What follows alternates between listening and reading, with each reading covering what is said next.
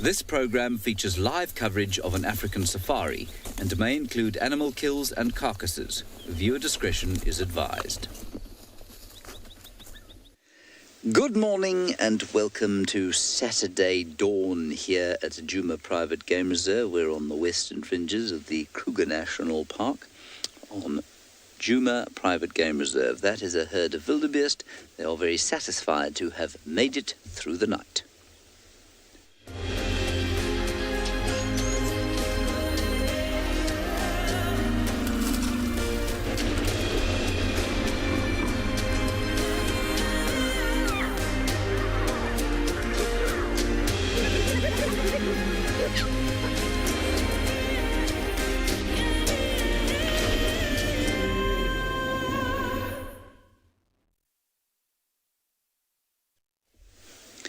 So a relatively warm morning here. I'd say probably sitting at around 16 degrees Celsius, so really not very bad at all.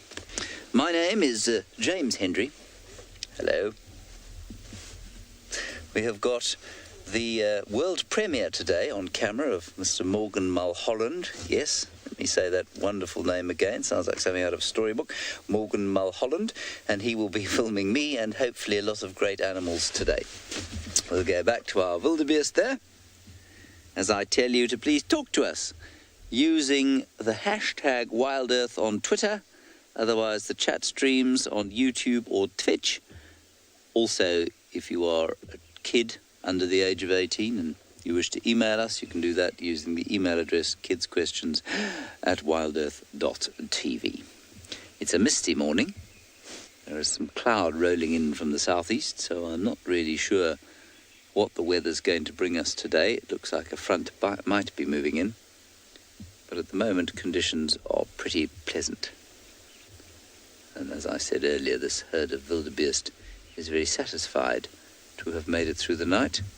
There was the roaring of the Talamati pride to the north, the roaring of the Nkuhuma pride to the south, and hopefully we will be able to find one of those prides this morning. Otherwise, we'll check out the hyena den and possibly also go off to the east to begin the inevitable search for Thandi the leopardess. News on the front here is that there will still only be one vehicle out from Djuma this morning. Lauren is in bed. It's not because of her need to be in bed. It's because poor old BK has got a head cold, so he's going to take another drive off.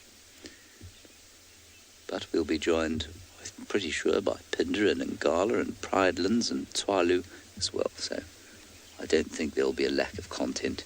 You won't have to listen to me waffling at you for 3 hours. The wildebeest are now moving off, and somebody who will be able to have a better idea or give you a better idea of whether there's a front moving up from the southeast will be somebody who is southeast of us, and that is Pinder.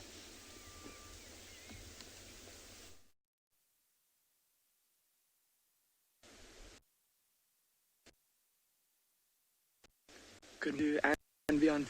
And behind the camera we've got Marcel this morning, and we've come out to a beautiful rocky kind of outcrop in the southern parts of our reserve. Clive yesterday afternoon had those small lion cubs, 2 mothers, and we came out to see if they were still around. We haven't seen any sign of them, but we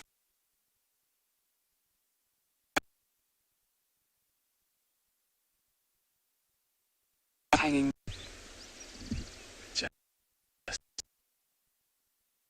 such a beautiful scene. And we were hoping to film a beautiful sunrise for you, everyone, but unfortunately the sun is busy being a system moving over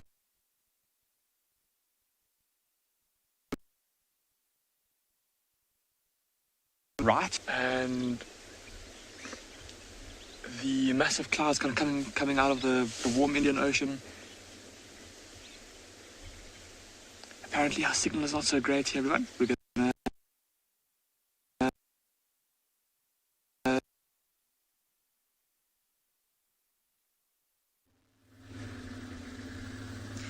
A warm welcome to all our viewers. from all over the world. We're here at Ambion in Gala on a very misty but not as cold as the normal morning. So I'm going to be your guide today, Nikki, and then with me on the camera is Owen. So earlier on we decided, so as we carry on with our drive, we'll probably tell you a little bit more what we're hoping to do and what we're hoping to see during the morning.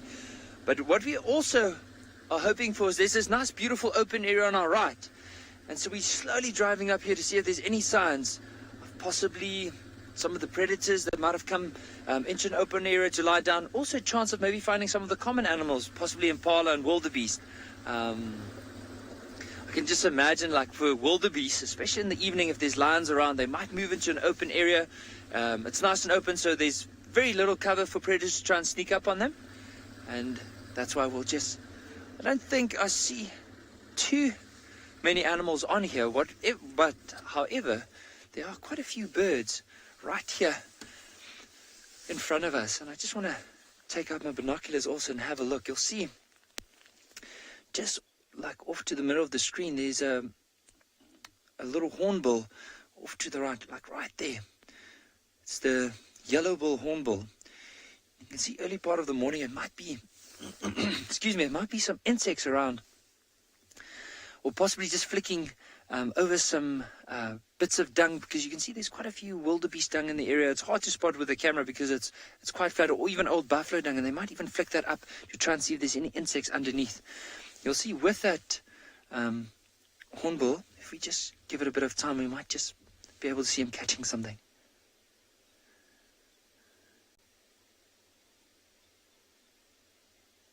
Does look like there might be little insects. I'm not too sure. I can't see what it might be, but you can definitely see it's moving the bill, probably moving something out of the way, grabbing it and then flicking it into its mouth. Might also, yeah, could be some insects. I'm not too sure if there's anything else that he might.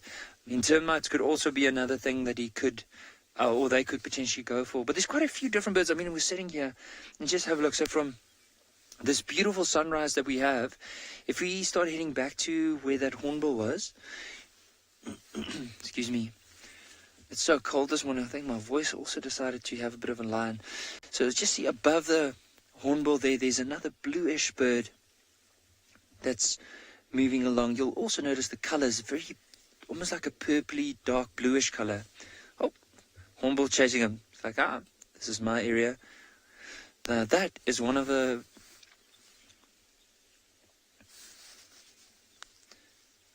so it's just such a amazing bird. It's called the Birchall starling, and we had a comment from Andrew saying it's such a beautiful morning to experience this, and it is, like, just to hear the different noises, seeing a bit of the mist, and just look at that sunrise. I can just imagine if we had to stay here for at least, let's say, 5 to 10 minutes, we might even see the sun peeking through that little slit in the clouds that you can see there above the horizon. And also often if you just sit down like this and you be quiet for a little while, you might even hear either leopards rasping in the distance. You might hear elephants breaking branches, chants of even lions roaring. It is early part of the morning when especially the predators are mostly going to be moving and still be quite active before they eventually settle in as it starts warming up. So it's a good opportunity just to sit down and listen.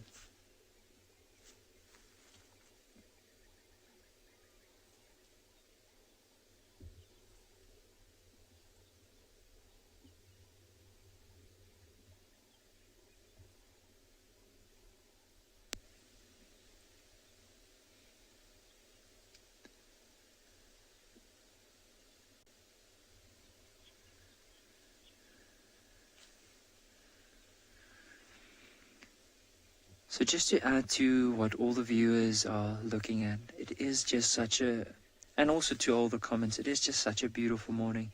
Now, Owen, if I can ask if we can head back to just to move out a little bit just so we can have a look at the sunrise, you'll actually notice that there's been a slight change of color now.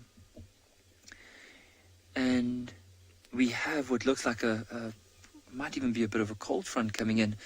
Just look in the middle now, you'll notice it's getting, it actually looks like one of the rims of the clouds is being littered up by this very, almost like a dark orangey color. So right there, if you move in closer there, and you'll be able to see it quite clearly. Or not as clearly, I think the clouds are playing it a little bit. But I don't think it's going to be too long before we see the sun moving into that little patch there.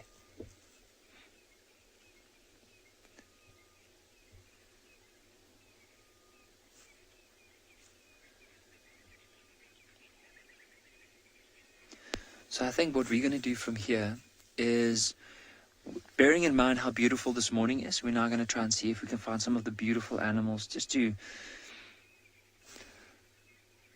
So I thought I might have heard something, but just to see what else we might find out there. But while we do that, let's send you across to James. Apparently he's driving in this beautiful mist that we're seeing now.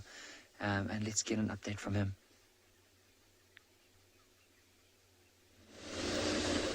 I am driving through the mist, and I have found no tracks of any form of predatory animal that we might like to stop and look at, such as a lion. So we'll go towards Treehouse Waterhole, the most underperforming waterhole at Djuma, and see if today is perhaps its day. Hyena den's just in here, so we'll pop in there a little bit after this. We still haven't introduced you to Corky's cub. Well, we haven't met her either. It was just a video that somebody got, and the landowners saw it.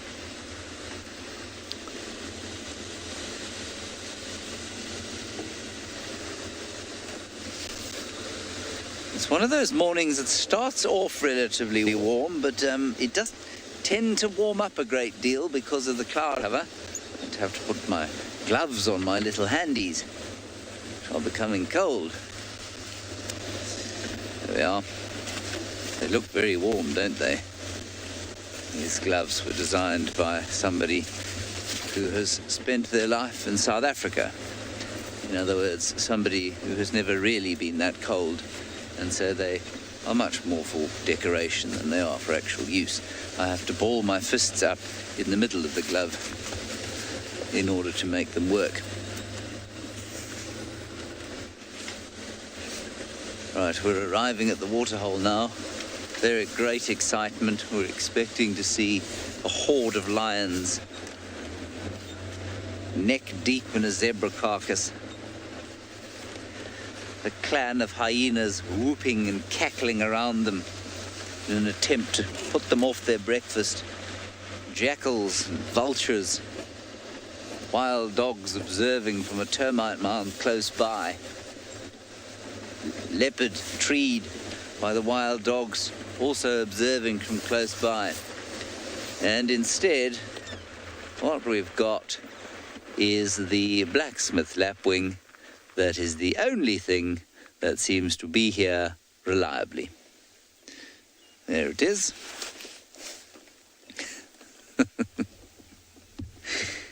Ah, yes, Treehouse Dam.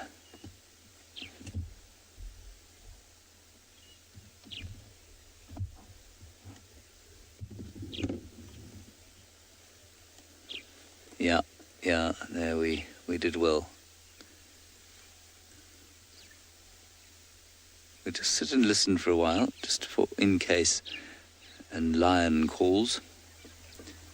Wow, that's beautiful English. Just for in case and lion calls. English is in fact my first language.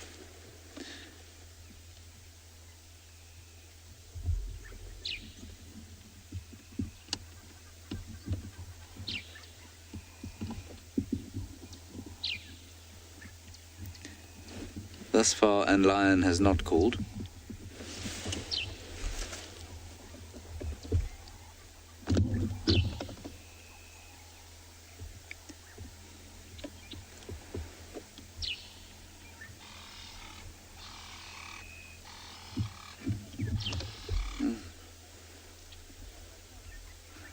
Nancy, say the lapwing is still practicing its cha-cha-cha.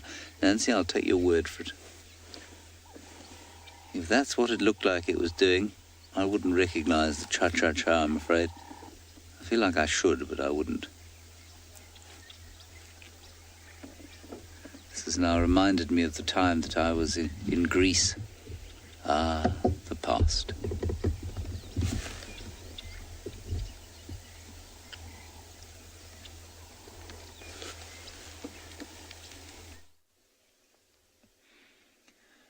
So we didn't even drive, I think 100 meters is when we saw this beautiful sunrise. So remember we said earlier the sun might just come up from that little slit, and of course with Owen's eye we decided to find like a bit of a dead tree just to show you and compare the sun and especially the clouds and the whole scene to everyone. It's just so beautiful.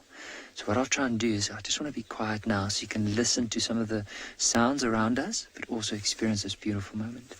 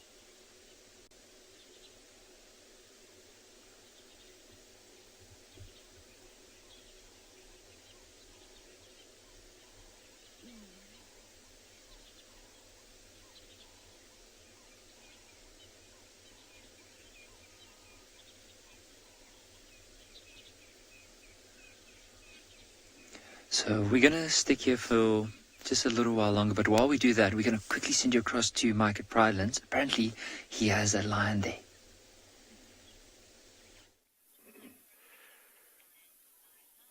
Welcome to Pridelands, everyone, and we have found one of our namesake, a beautiful big male lion who's been patrolling his territory and scent marking.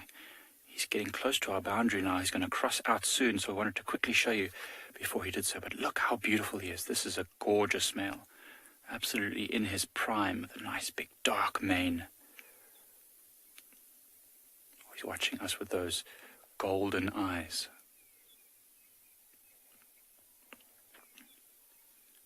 See how well camouflaged he is. This is a very cold morning, as you can see. Our camera's getting a little fogged up, but what a gorgeous, gorgeous lion. We won't be able to follow him, unfortunately. He's right on our boundary now, so he's going to be crossing out. But I'm so glad that you were all able to see him just for those few moments. And we'll try and see, maybe he'll cross along our boundary. Maybe we'll be able to stick with him a bit longer. But I think this is the brother of the lion that we found yesterday. Or maybe he looks a bit older than the lion we found yesterday on that carcass with the hyenas. But you can see, looks like he's got a bit of a belly on him, so this lion has probably had some food. Maybe he's even stolen that carcass from that other male that we saw. He's in his prime. You can see the muscles all over that body, just rippling as he walks. Look at those shoulders, look at the big head, the mane, everything about him is just power, absolute power.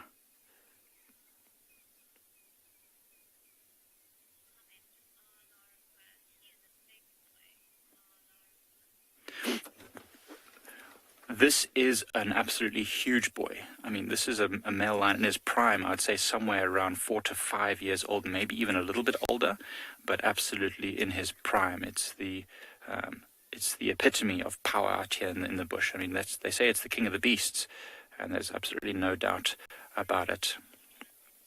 All right. What we're going to do is very shortly send you over to Pinda to have a look at some of the beautiful plants while we watch this male cross our boundary.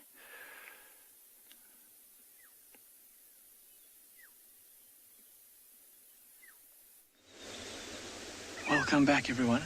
We've just moved a little bit around to the other side of this rocky mountain that we're on, and we found a mountain aloe, which is this beautiful flowering plant that's in front of us.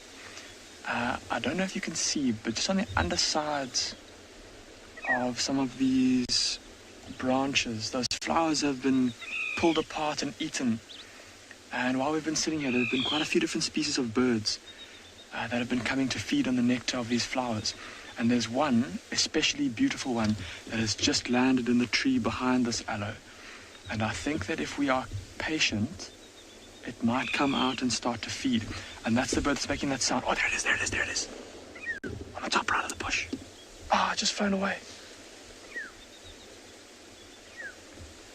Oh, just out of luck there. But that bird that's making that sound is called a black-headed oriole.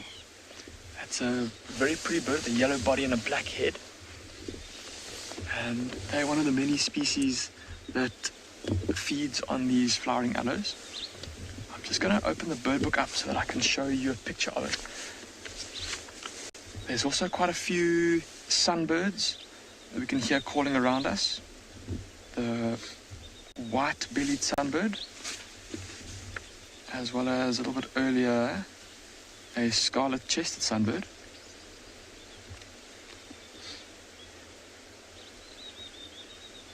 Also here, I don't know if you can hear in the background, there's a bird that's going. That's another bird species that we might expect to come and feed on the nectar of these aloes. It's called a spectacled weaver. But here is a picture of this beautiful black-headed oriole. So we've got that very yellow body, the black head with the red beak. And have a look at that. There's a photograph of one. Busy, have a look at all the nectar on its face. It's obviously been feeding on the nectar of this aloe plant that it's been sitting on. Oh, I can hear that spectacled weaver. It's getting close. I think if we're just patient, we will eventually get rewarded with some birds coming down to actually feed on the nectar of this aloe. I'm pretty sure if we just sit here quietly, something's going to land here eventually. It looks too tasty for the birds to resist it for too long.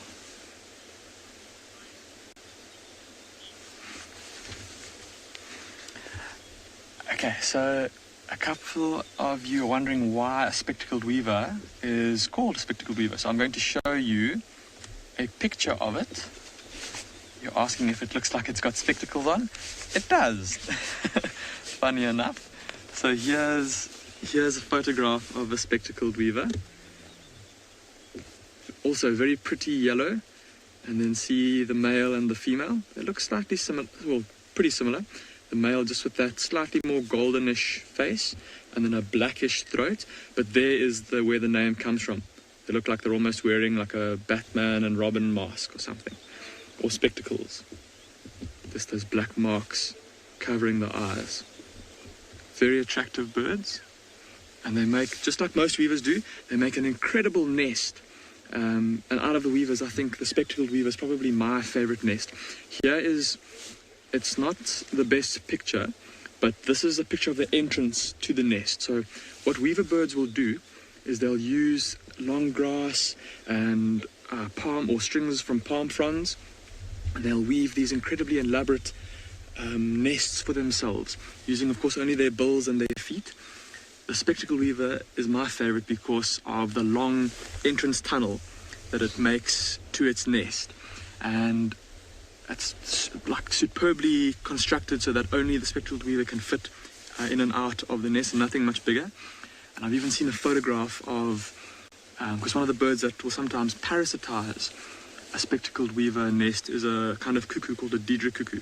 And I've seen a photograph of a cuckoo that tried to get into the entrance tunnel of a spectacled weaver nest and got stuck.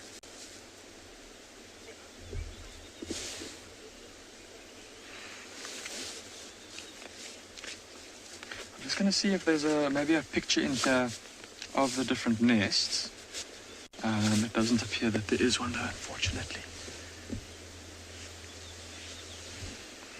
There's quite a few flowering aloes up on this little rocky hillside, and I wonder if it's maybe the birds have just gone to the other plants for now, and maybe they'll come and join us here soon. Daniel, you're asking if this is the same aloe that we put on ourselves for sunburn. Daniel, I'm actually not 100% sure if it is this particular mountain aloe, although many of the leaves will have, most of the aloe species have got that kind of watery sap that comes out of the leaves if you were to break it open. But Daniel, I don't know that this is the exact species. I'll have to get back to you on that, Daniel. So just looking off behind us, there is a magnificent bank of mist that's busy rolling in from the southwest. So we're just going to turn around just to show you that. Have a look at that. James was talking earlier about the cold front, or that's busy moving through the country. Have a look at all this mist that's rolling over the mountains. And those mountains are what separate us from the open grassy plains that we've been spending so much time in over the last few weeks of us being filming with Wild Earth. And I think that's where we're going to head a little bit later this morning.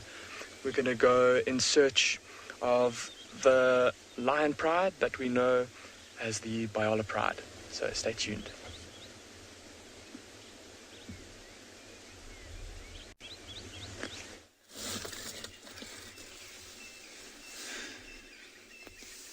So we just saw this beautiful giraffe, like as we were making our way down to one of the waterholes to go and look out for the lions, or possibly see if there's any lions or leopard in the area. But if you notice, like right in the front of this, or on top of this giraffe's head, there's a little oxpecker, red-billed oxpecker that's probably looking for some ticks.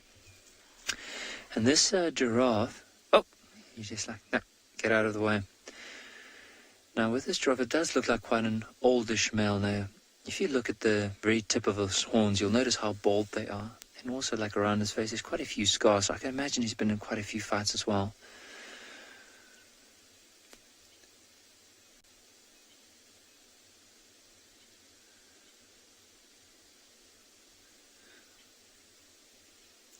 But something that really, or that always stands out with particularly giraffes for me, is like the lips of a giraffe, especially the upper lip that's slightly longer than in comparison to the bottom lip.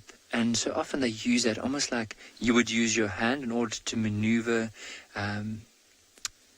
branches, or you would maneuver leaves out of the way, or probably around thorns. So he'll use that almost as fingers, and he'll move some of the branches out of the way. He might even grab, if he doesn't use his tongue, he might even grab a branch with it, pull it a bit closer, and then use his tongue to then strip it off.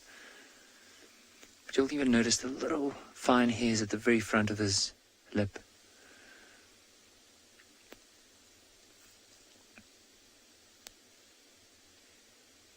Now, giraffes are also one of, have a very special place in my heart, and I think the reason why, I would agree, he is an absolutely gorgeous boy. I think for me, giraffes, and I know a lot of the guests that do come and visit us, often comment about giraffes, where they say they're such elegant animals, and I can't agree more.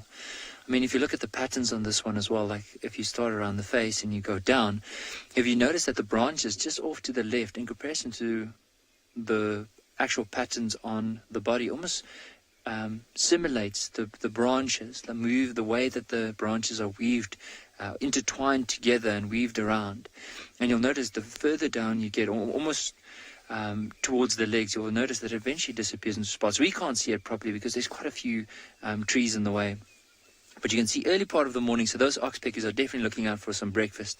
And all they're looking out for is basically the ticks, because they're filled with blood, and that's what they're after. Now sometimes, like a giraffe like this, imagine a big old bull, and often they fight, so sometimes there's quite a few scars around. And these oxpeckers would go and pick away at all the dead skin, especially around the wound, and by doing that, it actually keeps it clean. So it opens it up, which is sometimes a bit of frustration for animals, because there's constantly these oxpeckers that pick away, and it might be irritating them quite a bit. But eventually, because they keep it open and clean, and so that it can actually flush out everything that's inside, it helps to heal a lot better as well. So they do play a very big role within the environment.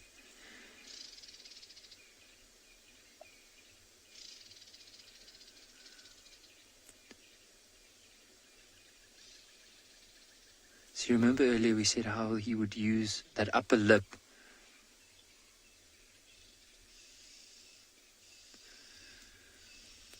I don't know if everyone saw how he used that lips of his. Oh, and look at those beautiful eyelashes.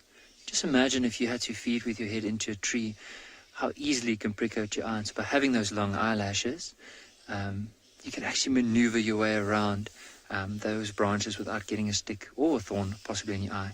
Butterfly, I would agree with you. Like with this giraffe, he has a very interesting pattern. I wonder if I'm just thinking now, just the direction that this giraffe is staring in, and also just looking at the area. So we are getting closer to the water, and I wonder if this giraffe might have seen another giraffe. Now, often, if you go into open areas or even dense areas and you see a giraffe staring like that, it's a good sign there might be a predator around. But I think in this case, it might be another giraffe.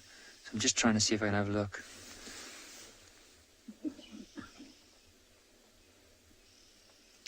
So while we are enjoying this giraffe and a couple of the oxpeckers, apparently Damon at and Beyond Pinda also found some interesting birds. Let's go and have a look.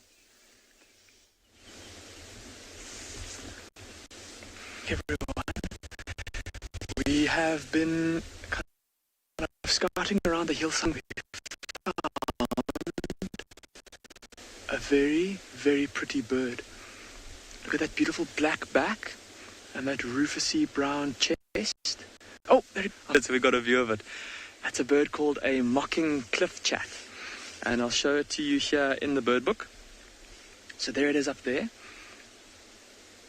And for those of you that joined us last week, we showed you an African stone chat, which it looks pretty similar in terms of the black and the rufous and the white.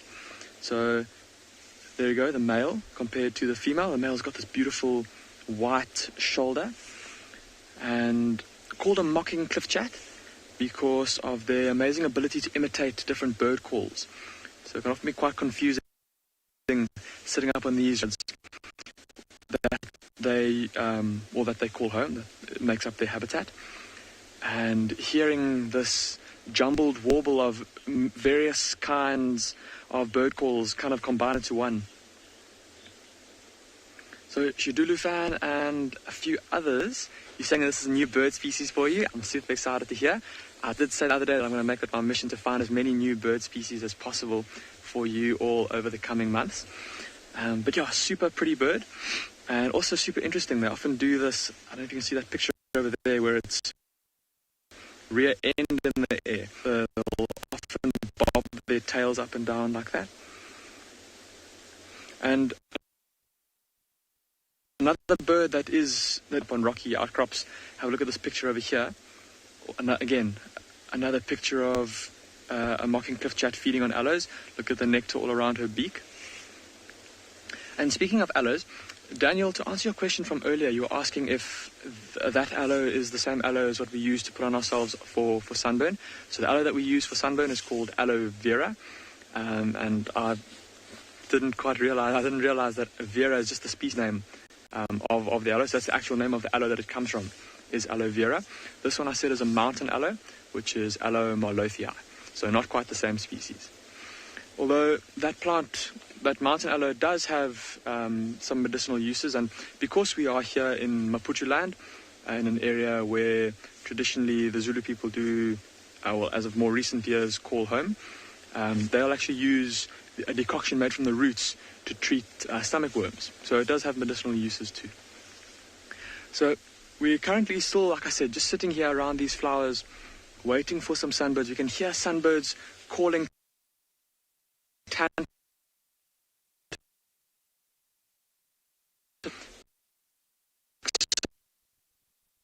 and hopefully they do that.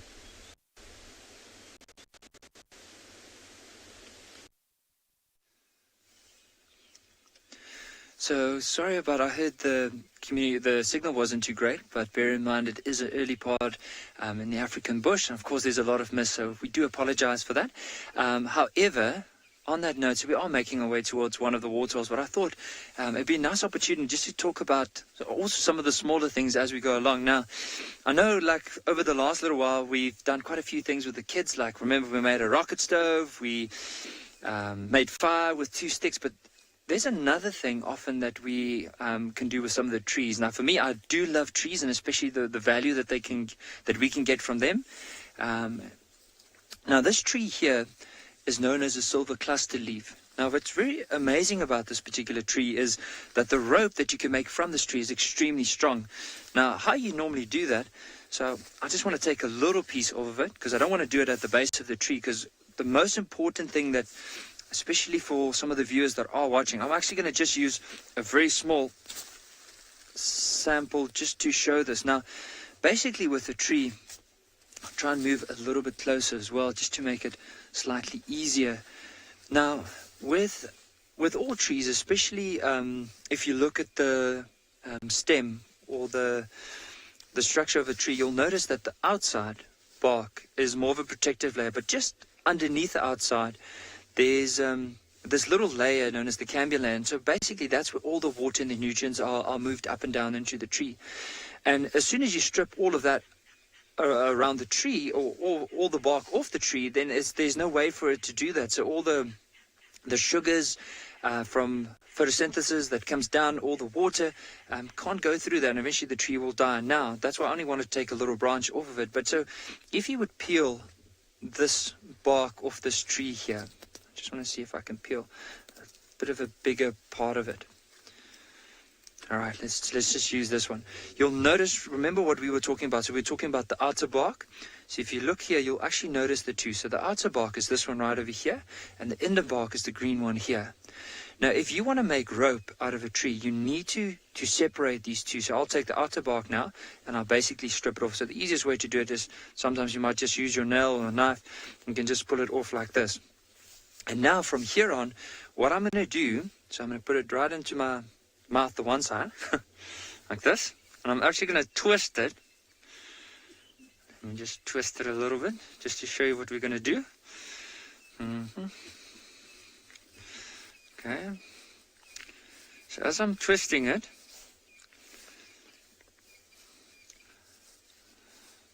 eventually I'll twist it on top of each other.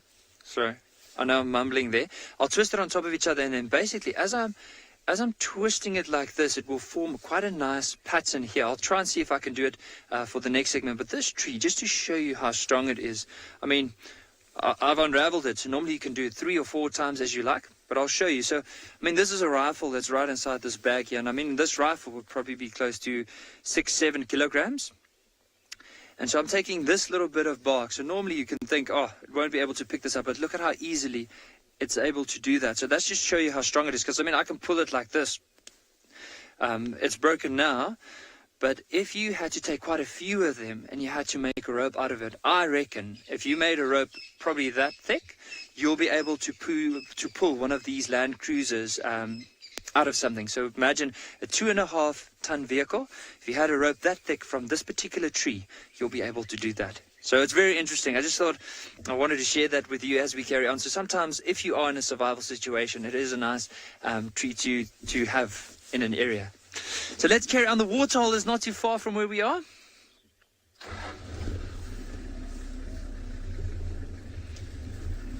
So Dudufan, the tree here is called a silver cluster leaf. Now, there might be quite a few different variants if you put in silver cluster leaf. So the scientific name of it is called Terminalia sericea.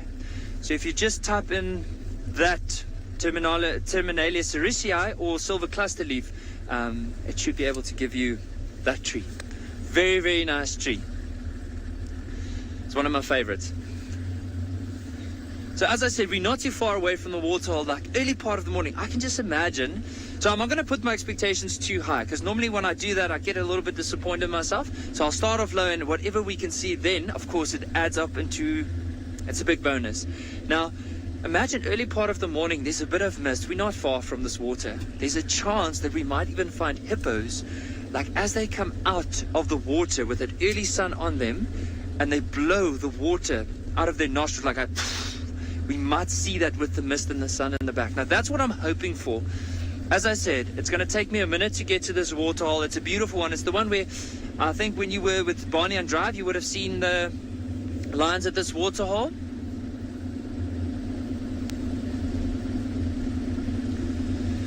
Charlotte, that's a very good question. Like, to be honest, I'm not too sure which one would be the most important. I think everyone, or all the trees in general, are quite important because they all make up very unique habitat types. Now, to give you an idea why I say that, though, is because some areas you'll find trees with more of a stronger root. Right, let me rephrase this.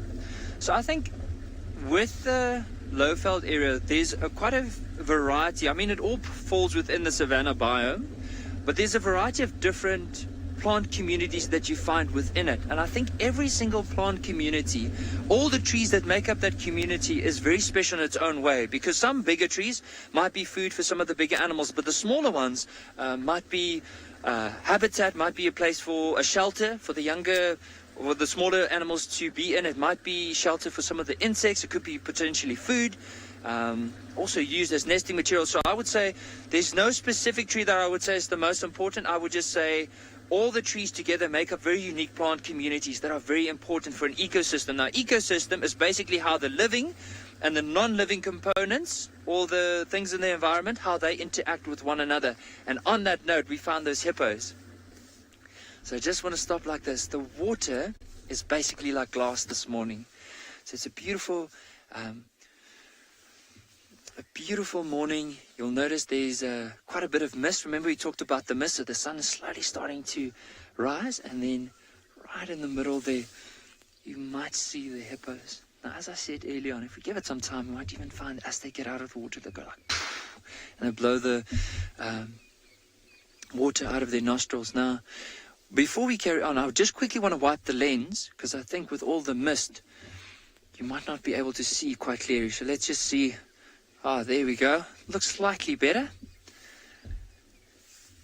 Now, the thing is, why I guarantee and saying, oh, maybe like hippos are definitely going to be here, is because you can imagine with hippos, they are herbivores, so they need to eat grass. They eat plant material. They don't go and they won't eat anything else but plant material. And severe droughts, you might even find that they will nibble on sandbanks or maybe eat soil, and that's just to replenish some of the nutrients that they might be missing in their diet, especially if the grass started to lose some of their nutritional value.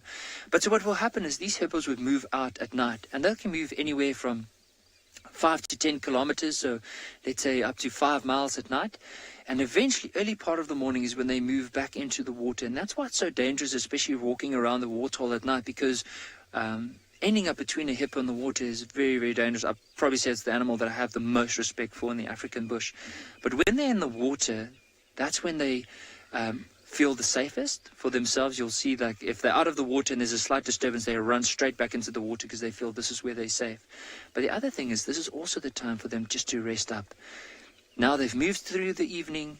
They would have had to probably walk quite a bit of distance to get away from the water, because you can imagine with water there's a lot of animals around the water, and so they might feed and might consume a lot of the potentially delicious grass species, and then eventually these hippos have to wander further and further away.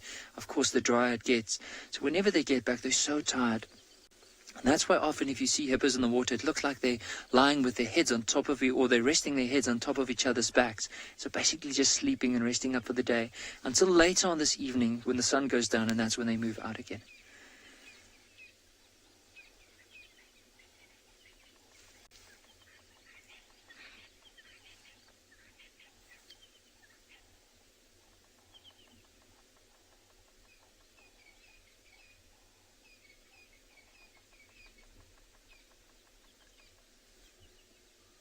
It's a little unsharp, I don't know why.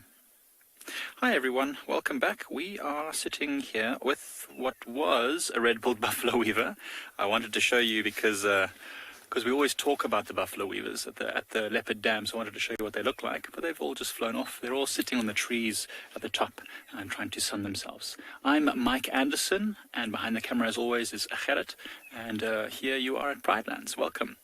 We had a pretty exciting morning. We came to the area to find that male lion, and then driving along, we found his tracks, followed him around the dam, and then we found that male lion. But he was on a mission. He was just scent marking the whole time. If those of you who saw, he just crossed out of our boundaries. So what we're going to do now is head back to where that carcass was. It wasn't the same lion. It was a different lion, a much bigger, older lion. So we're going to go back to that carcass and see what's going on there. I've heard that the male that was on the carcass, the young male, the limpy lion, has moved off. But we'll see if there's anything else feeding around there. Maybe the jackals or something is still on the carcass, the leftovers. So that's what we're going to do. So while we do that, we're going to just drive around and see if there's any more tracks looks, there's another lioness that was seen in the area early today, but she's quite skittish. So hopefully we can get a view of her as well. But she's been quite difficult to follow. She seems quite nervous. She's young, maybe only around 3 or maybe even less than 3 years old. She seems to have been hanging out with that limpy male lion. So we'll see what we can do to find them. And yeah, just enjoy the morning. It's just a wonderful day. It's cold this morning, as you probably saw earlier with our camera fogging up. But the cold sometimes leads to warmth. Oh, there's a beautiful bird flying across. Another black and white. Emma, it is a very peaceful morning. As you can see, a lot of the birds are sitting up in the trees. So what we've got there is a magpie shrike. It's also black and white, just like the red-billed buffalo weavers. And because it's such a still, calm morning, the air is very cold. And sound travels very, very far on these cold mornings. So it's a really good morning for us to sit and listen to what animals might be calling. That male that we were following earlier actually did call a few times, but only once he was past where we could go. But it's still very nice to hear it on these cold mornings. As he was walking, we could see his breath coming out of his mouth. No, can't see my breath anymore. It's just past that point where it's just warm enough. What I'm going to do is I'm going to start driving and see what else we can find. So I'm going to send you over back to Nikki and see what he's got.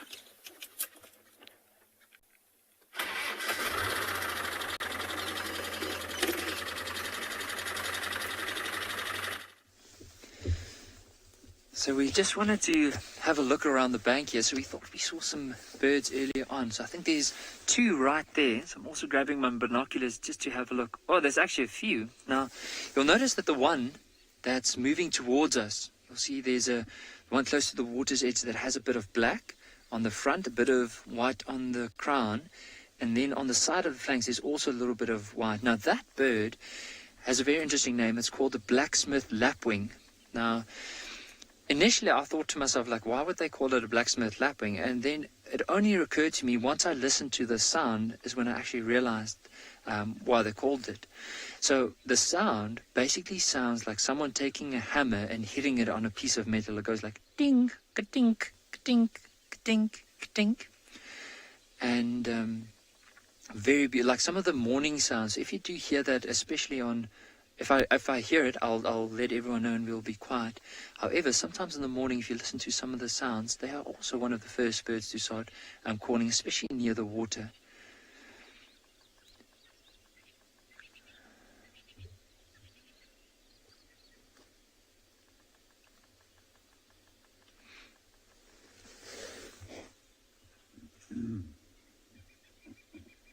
So then with that blacksmith lapwing, it was basically because of the call, so that the call sounds like someone, like a blacksmith hitting a hammer on a piece of metal or an anvil. You just hear that dink, ka-dink, ka-dink, and that's where the name comes from. Now, just right of that, you'll notice there's quite a bit of elephant dung around, so that's what I'm also hoping to see. But I think it's still nice and cool this morning, and only later on as it starts warming up, we might find the elephants coming down to drink. But off to the right of where you see that elephant dung is there's quite a few doves near the water's edge. I'm just wanting to see if they're still there. Oh, I think they might have flown off. But they were, the old name for them were the Cape Turtle doves, and the new name is the ringneck dove. Also has quite an interesting call. It basically goes like, which says work harder for every guide, work harder. But and 2 other birds that I've noticed now just above where the hippos are. So we're going to try and see if we can get them. So if we focus on the hippos, there's quite a few what look like ox pickers that just landed on those hippos. But just from where that hippo would be, just left of that, there's quite a big dead tree. And at the very top of the dead tree, you'll notice there's 2 shadow figures like sitting at the very, very top of this tree. Now, it is far. I mean, we are trying to really stretch our limit here to try and get everyone to see them. But based from here, it does look like it could potentially be a hooded vulture, the one at the top, and a white-backed vulture. Often vultures in the area is a good sign. But before we carry on, I just want to grab my my bird book just to show how do I know that those are the two that we are looking at, especially from a distance. Just bear with me here as I try and grab my bird book. Okay. So I'm just going to quickly find the page, and then I'll ask everyone just to have a look here.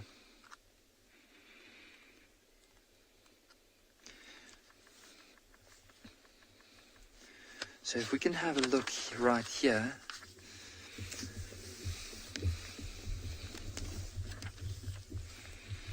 Lydia, it is an awesome picture this morning. Like, you can't describe this to people. I mean, even seeing it through the lens, like seeing it from here and hearing it and smelling that fresh early morning smells is absolutely amazing. But I just want to go back here. I'm hoping, like, I can't really tilt the book anymore for the sun, but I'm going to just try and hold it like this so everyone can see. Now, if you look right over here, you'll notice that the vulture here has quite a sharp beak, smallish head, and a bit of brown. I know from that angle it does look like it's quite far off and you can't really see it, but through the binoculars I could see a very thin beak, which tells me it could be the hooded vulture. Now, the hooded vultures are the ones, their beaks are specifically designed to get into the smaller bits in between the bones where the bigger vultures can't necessarily get to, so they're more of a picky eater in order to get to the smaller things. But if you now compare them, I mean, if you look right over here, so this is the white-backed vulture. And if you notice there, like right here on the back, you'll notice there's a bit of white right here, hence the name, the white back. But also, if you notice their bill here, it is a little bit bigger, more bulkier and a bigger vulture in comparison to the hooded. But often if you see those two together, it's a good sign they might be killed. And this is also where we saw those, or where Barney saw those two hyena carcasses the other day. So it's a good chance that these vultures are still in the area because of that. And also the lions were here. So we don't know. Like, I think what we're going to do from here is eventually, if we do move forward, we might refocus back on this area here.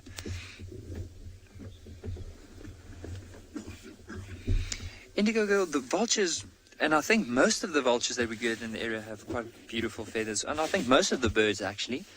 I'm also probably saying this because I love birds and I love doing a lot of birding, but they are very special, and especially seeing them up close. Now, sometimes in the summertime, in the heat of the day, they might go to these little water systems and they'll go for like a bathe, a bath, and then they'll go out and they'll stretch their wings out. And so sometimes if they were covered with quite a bit of blood or mud or whatever, that all washes off, so you can then actually see the beautiful colors of them.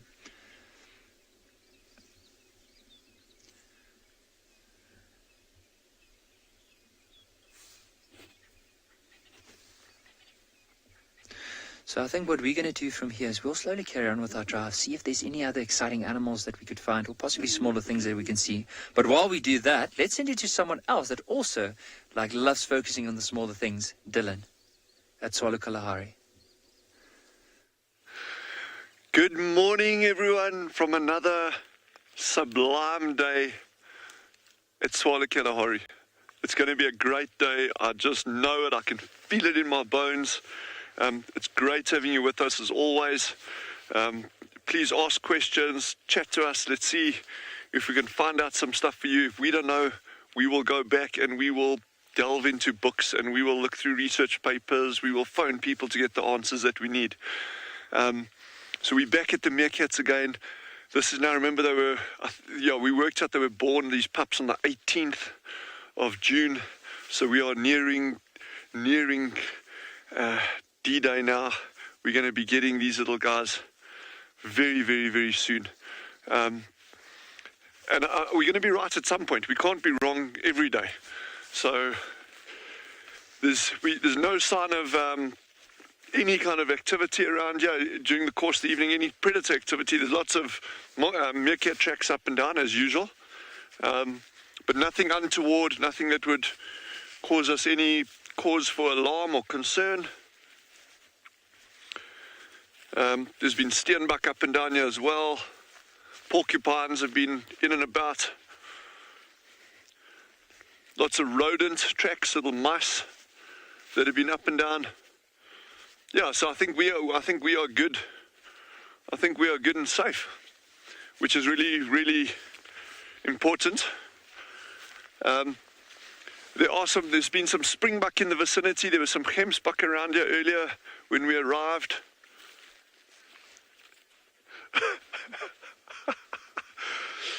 Butterflies Austin, thank you for being so concerned. How's my injury? I think I still have a piece of glass in my finger, but yes, I would have made a really bad guy at making stone tools historically. But I guess I would have practiced a little bit more than I did. But we're going to redo that at some point. But Jandra and I have got something super exciting in store this week, over the coming days. We'll see, maybe even tomorrow, but we're going to hold that one and see what happens.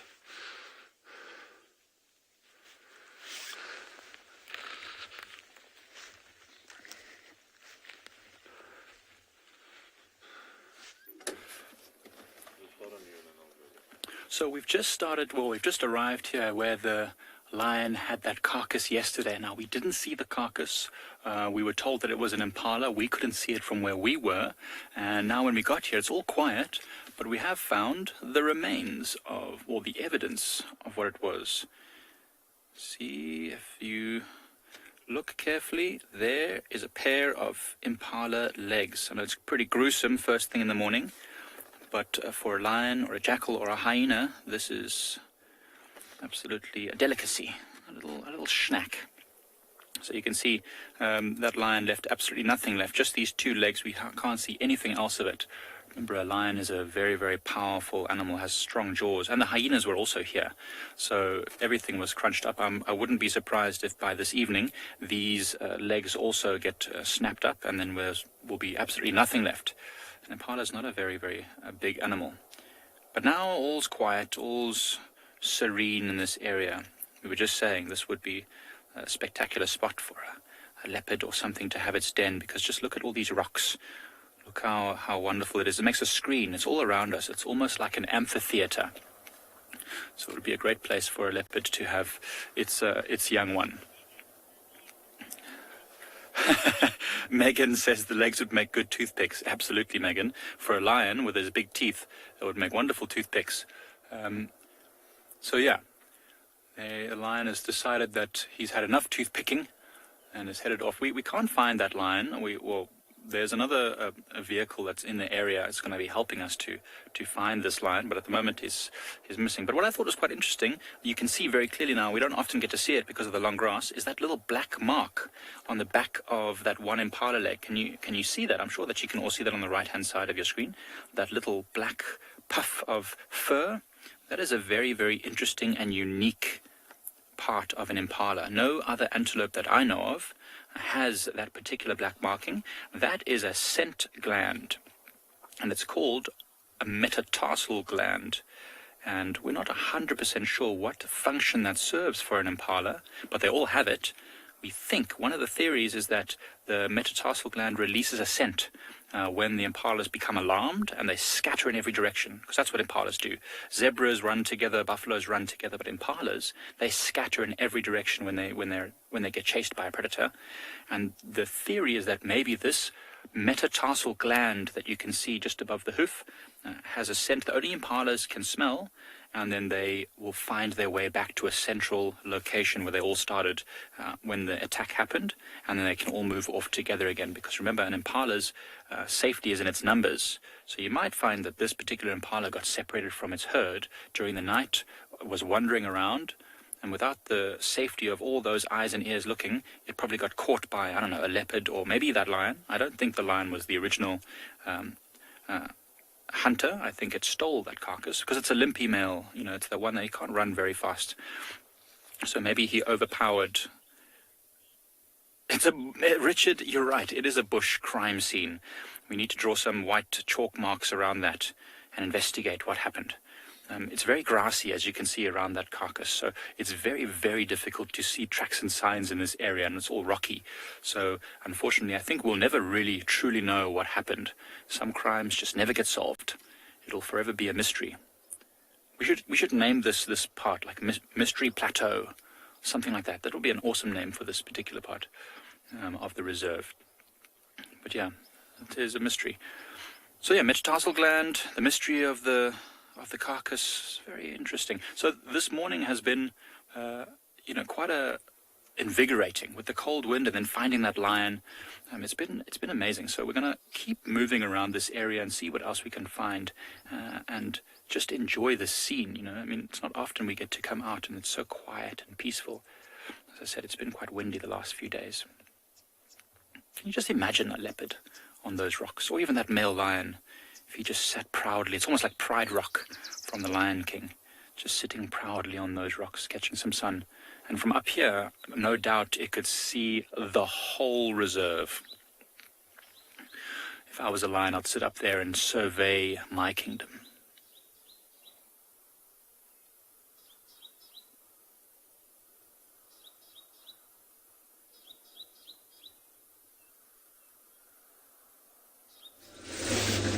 I'm having a very frustrating time. We found tracks of lions. They came up north into Djuma. They did not arrive in the central parts of Djuma, although that's where they were heading. I know, well, they didn't arrive at the dam cam, but they did arrive in this riverbed. And they continued north, and then I lost the tracks, and so I'm going to double back and see if I can't pick them up. There are also buffalo tracks all over here, so the Pride could easily be hunting buffalo somewhere, or may have hunted buffalo somewhere, and that would have changed the direction that they moved. Anyway, that is what we are doing here now. Excuse me. This looks like the whole of the Nkahuma Pride, or certainly a very large proportion thereof. Youngsters and adults.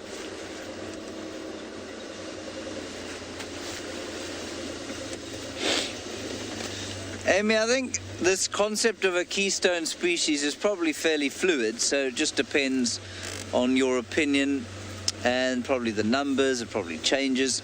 So the keystone species, or the major keystone species in this area would be the elephant. They have a major effect on the ecosystem here. If you removed elephants from the system, the vegetation would change, which would obviously change the complement of other herbivores, which in turn would change the predators. So elephants would be the obvious one. I don't think, if you removed lions from the area, would there be a change? Yes. Would there be an explosion of say, buffalo and giraffe because there were no big predators to eat them? No, I don't think so. I think that the hyenas would just take over the role pretty much that the lions played. So I'm not sure that I would consider the lions a keystone species. Likewise, leopards, if they stopped eating duiker, something else would eat them. So nothing like the way you would consider an elephant a keystone species. But then if you looked at a bit smaller, if you looked at things like termites, if you removed Macrotermes natalensis, the big fungus-growing termite from here, or one of the Odontotermes species, I think that would make a massive difference to how the ecosystem functioned. So I would say those two things, termites and elephants. Hope that answers your question. What a very nice question. A good Saturday morning question.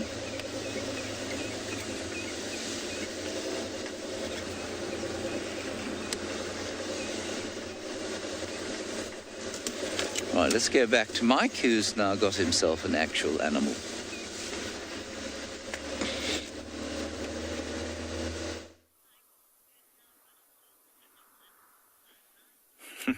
It is an actual animal. We're just about to leave the crime scene, and now a hyena, an investigator, has arrived to probably snack on those toothpicks that we found a second ago, those impala legs. It's beautiful with the golden light framing it from behind. See how carefully it's moving up. It remembers that there was a male lion here, so it doesn't want to come in blindly rushing to get a snack. It wants to wait slowly and carefully, sniffing. Oh, it's coming very close. What a bold hyena. See that? One ear behind, one ear forward, sniffing the air, making sure that lion is definitely gone. Because remember, one crunch from a lion's powerful jaws can kill this hyena, so it has to be very, very wary. Oh yes, don't act like you just realized we were here. Still very much on edge. What I'm going to do is I'm not going to reverse back at all, because I don't want to frighten it. We're going to let it settle a little bit. It's probably going to come a bit closer to the carcass in a moment. See, it's investigating around the back of those rocks just to try and see and make sure the lion is definitely gone. It's moved quite far from us now. I might try and just reverse us a little bit to see if we can get a slightly different view.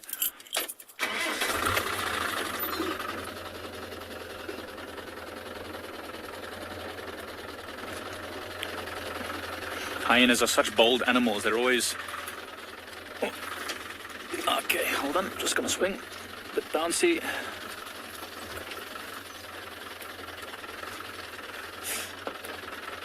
Indigo Girl, you have commented that the hyena had very beautiful coloration. And actually it is true. Most of the hyenas that I've seen here at Pridelands have had absolutely wonderful coloration.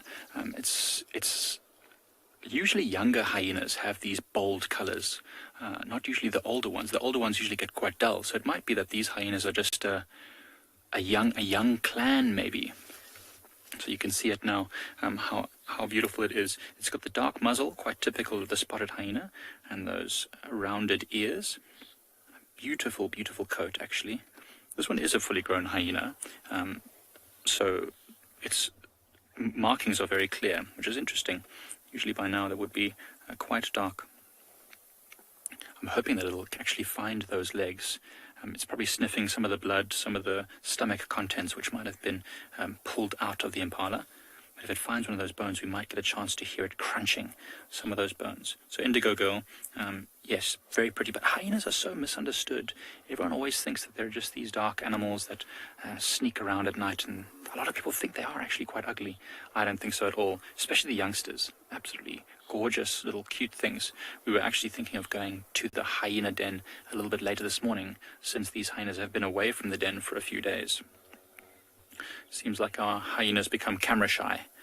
It's just hiding behind that thicket. That's where we originally thought there might have been a leopard cub hiding in there when we first got here, and all the hyenas were making noise, but we heard no other animal. Just see it moving back there. So we're going to just sit here and wait for this hyena to come and claim its snack. Wild Earth relies on support from viewers like you to carry on broadcasting our daily live shows. A small donation goes a long way in helping us on our mission to connect the world with nature. Please visit our support page to see how you can help and become part of the Wild Earth family. So I'm just doing a little bit of a wider scan around the area to see if we can see any other unusual tracks or signs of activity last night. And so far, so good. Like I said, there's just masses of rodent tracks around here, which is quite interesting. And just want to relate that to this nemesis of mine, the snake weasel or white-naped weasel, African weasel, whatever we want to call it, is on species like that are so... Sorry, the meerkats aren't even out of bed yet. Some people say it's called schniegel. So on a species like that are very, very seldom seen by anyone, in fact. And even there's only a handful of museum specimens. That's how difficult these animals are to find.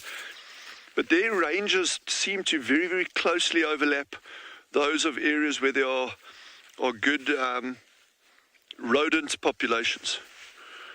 And that would make sense, as a species, as a brown hyena, as a species that is heavily dependent on rodent populations. From what we know about it, it doesn't make sense for it to occur in areas where there are low rodent densities. But where it gets really fascinating is that if you take the Kalahari system, there's just rodent tracks all over here, so we know there's masses. But these populations are very, very, very susceptible to what we call boom and bust. In other words, if you have good rainfall seasons, you get lots of grass around, lots of seeds, and little fruits on trees and that. Suddenly these rodent populations have an ability to just explode. But conversely, if you have bad years, droughts, big fires, whatever it is, those populations can drop off as rapidly. So I'd be very, very interested to know, in terms of the ecology of these white-naped weasels, these schneagles, what is the impact of a falling rodent population? And why I'm asking that is that if you look at, I mean, that's a tiny little mammal. It's a small mammal. It's a rodent specialist. Now, if rodent populations drop off, what happens with those white-naped weasels, these snake weasels? And if their numbers drop or they get eradicated from an area, how do they recolonize, and how long will it take to recolonize an area?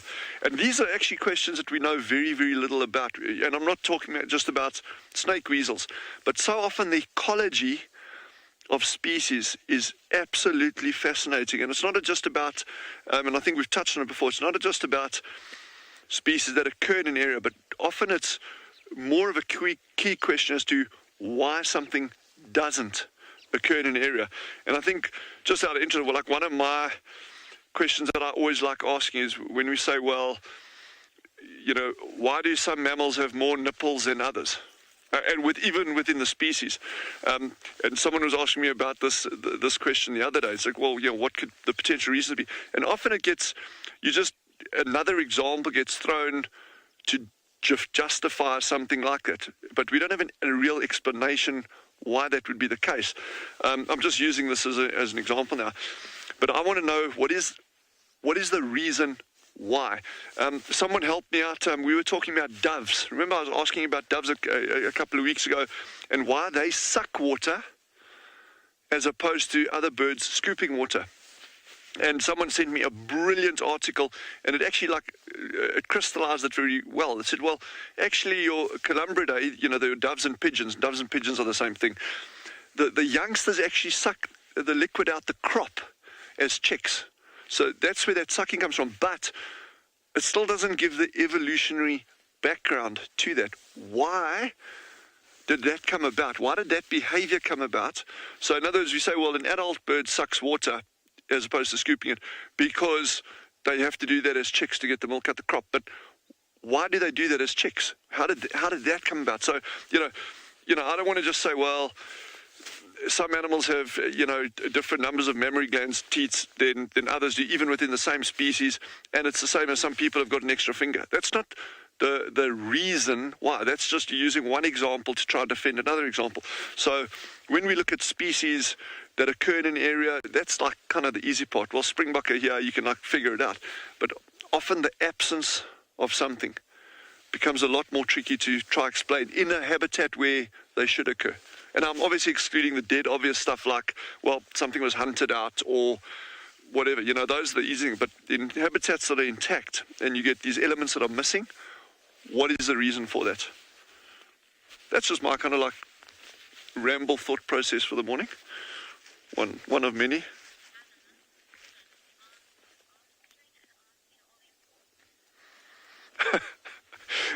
And it says I'm asking and answering all the important questions. I don't know about that, but thank you.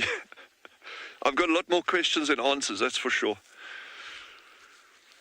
And that's the one thing. If you in the outdoors, you're trying to learn about these kind of things, just ask, question every single thing.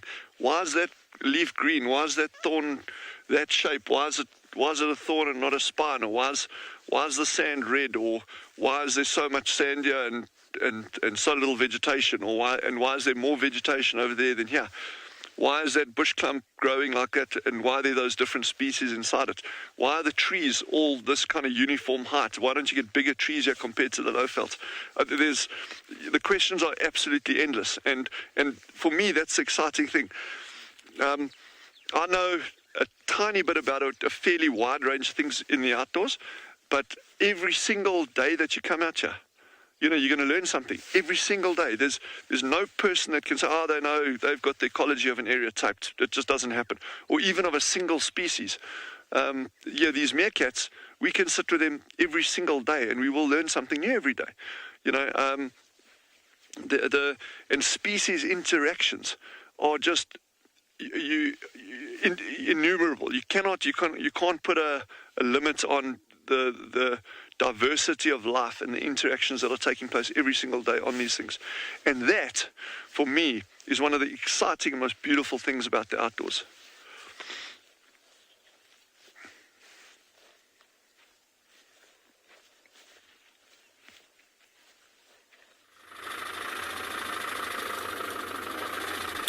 So, that hyena that was investigating has obviously found the cause and decided that it wasn't worth his trouble, or its trouble, I don't know if it was a male or a female, and it headed off. So, what we're doing is we're heading back to the road, and what I want to do is maybe head towards Ndlovu Dam, Elephant Dam, which is close to the eco-training camp, because the tracks of the male lion were heading into that area. And it's also not so far from the hyena den. I want to go in and see, after a few days away from the den, will the hyenas congregate there? Will there be some activity there? So that's my plan. But yeah, it's been interesting to watch the developments over the last couple of days. A lot of interactions, a lot of awesome stuff with the hyenas. You know, I haven't had a chance to see these hyenas that much. They're often in our camp at Eco Training, stealing into our kitchen and chewing on pots and pans and things. And so it was nice to see them chewing on something else for a while. Watch your heads there. But yeah, there's a real air of excitement, I think. There's just so much going on at the moment here at Pridelands. We've had a few days where it was a little quiet on the cat and predator front. Lots of elephants, always elephants around at the dams. But the cats and predators were quiet. But now all of a sudden it's just everywhere. From that male that we saw crossing to all these hyenas and that other male. And the skittish lioness as well. Pradnav, are you asking if we have cheetahs? Yes, we are part of the Greater Kruger National Park. So there are cheetahs that occur in this area. I think the students have seen a cheetah before. I have not yet seen a cheetah, but they certainly would occur. They come down here every now and again.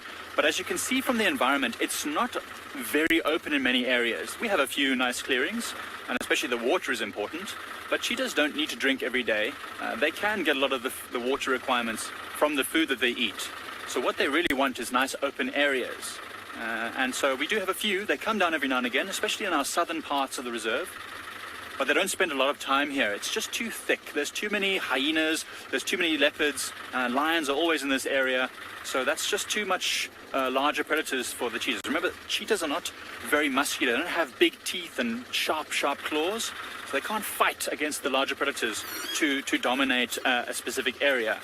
So they'll tend to move wherever the action is least. But my fingers are crossed. I really hope that I get to see a cheetah soon somewhere here on Pridelands. It's always spectacular to see them.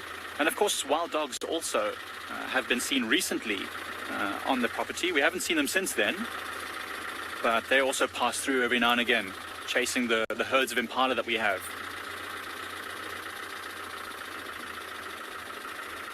So we're going to send you over to Damon at Pinder, where cheetahs might be on the menu.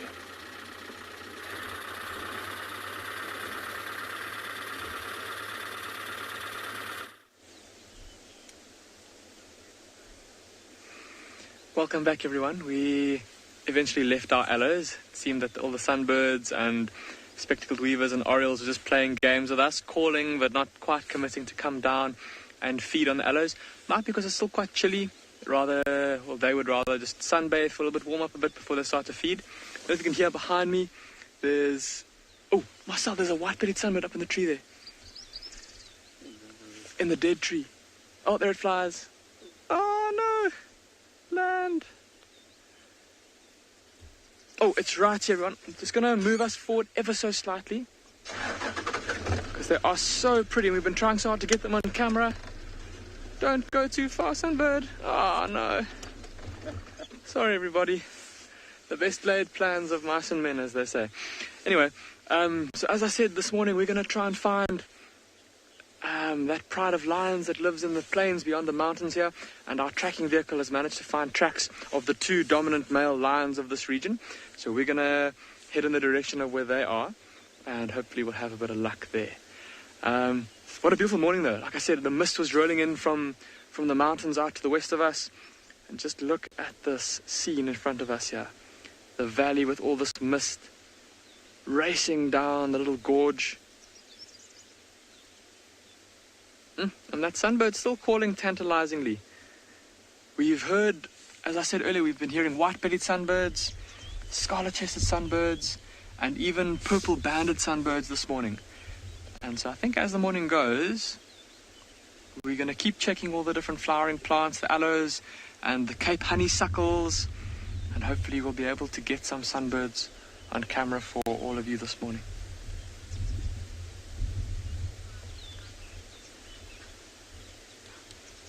Okay, we're going to drop down now into this misty valley, and we're going to go give our tracking vehicle a hand in trying to find those male lions. Hopefully when you come back to us, we'll have them for you.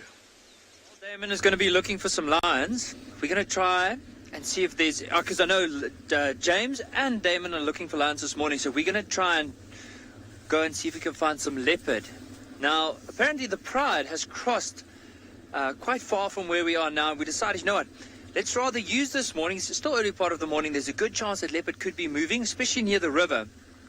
So we'll give it a good opportunity and slowly carry on along this road right next to the river and see if there's any sign of leopard. Now, I do need to say, from all the cats, cheetah are my favorite, but what's right next to them is definitely a leopard. Like, elegant. What I do really enjoy is, of course, the different spot patterns, a little bit of white around the chin, on the belly, and of course those bright white whiskers and the bright white tail or tip at the end of the tail. Now, those are the things that we often use in order to look for leopards. So if you do drive through an area, you'll see the grass here is a very dull color at the moment because it is that time of the year. It is winter time, so if a leopard lies down on the tall grass, it's really hard to see, but sometimes you might just notice that little white at the end of the tail as it's moving above the grass. So that's a good indication to be looking out for. Of course, the other thing is possibly drag marks. A lot of hyenas in the area. Also, if there's anything possibly up in the tree. You can imagine now, there's a lot of hyenas in the area and a leopard has made a kill. They don't want the hyenas to steal it, so what they're going to do from here is move the kill all the way up into a tree and just leave it there until they finish feeding off of it, and then eventually move on from there. But I think for now, we're going to start carrying on and see if there's any possibly signs of them. Now, we have some help this morning, so we have two trackers, Ernie and Richard, and they are currently working hard in another area of the river to try and see if they can find us some leopards. So we're going to be working hand on hand with them and trying to see if we can find them.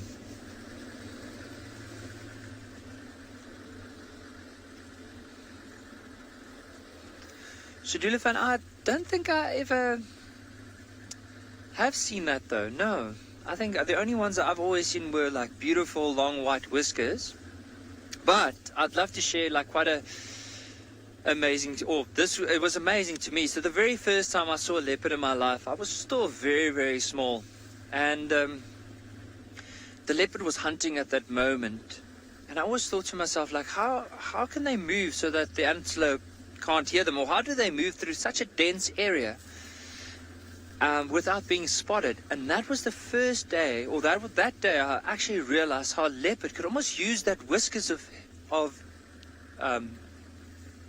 if it's a boy or girl, let's say him or her, where they measure a tree. So like basically as it's going through a thicket and it basically touches, I mean, this is just what I've noticed. I don't even know if I'm so far off the mark or not, but then I'll notice like if it realizes that the whiskers can go through here, it's almost like the whole body would be able to go through. But if it's too tight, it might make a lot of noise, and so then it will almost like change direction and head somewhere else, and try and approach from a different angle. And of course then just and try and loop around. And eventually, so that leopard, just to get back to the story, so eventually that leopard moved around, like tried to move through the thicket. It realized it was going to make too much noise. It looped around again, tried from a different angle, and it missed. But I still remember from a young child seeing this magnificent animal for the very first time and just almost observing its behavior. It was pretty special.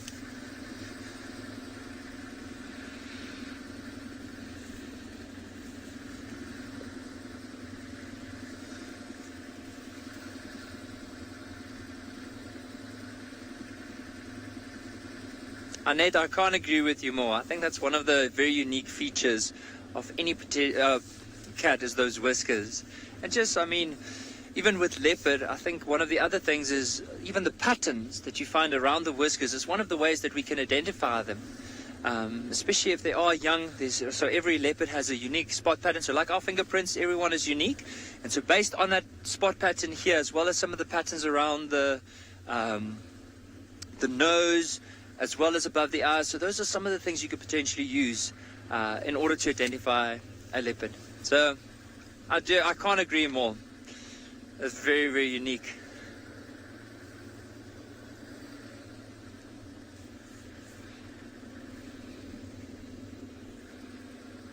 So while we're going to continue and see if we can find this leopard, hopefully, I hope everyone can just keep your fingers crossed for us and hope that we can get this leopard this morning. But while we do that, let's send you across to a more open area in comparison to the dense area that we're going through now, to Tswalu Kalahari with Dylan.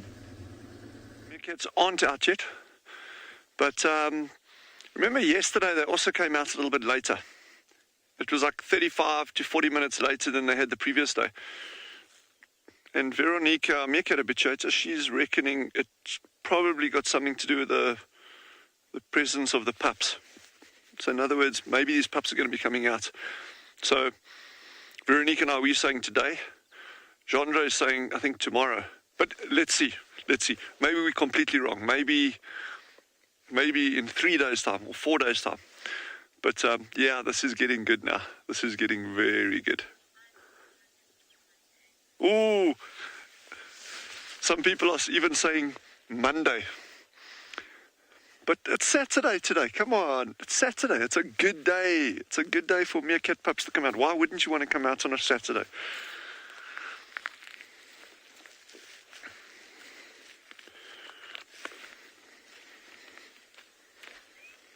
Okay. Oh, we got one. Not the pup. An adult, but an adult is still great.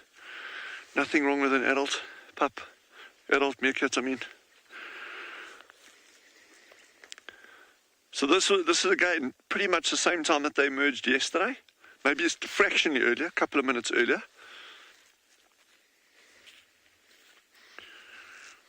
And for those of you who you're just wondering, well, if they only come out after 2 weeks, why did we spend so much time with these meerkats? We've touched on it briefly before that there are occasions when they will move the youngsters a lot earlier. That previous group, the ones that were nailed by the honey badger, they've actually been seen moving pups at 4 days after birth. So that's super early, but there were specific reasons around that.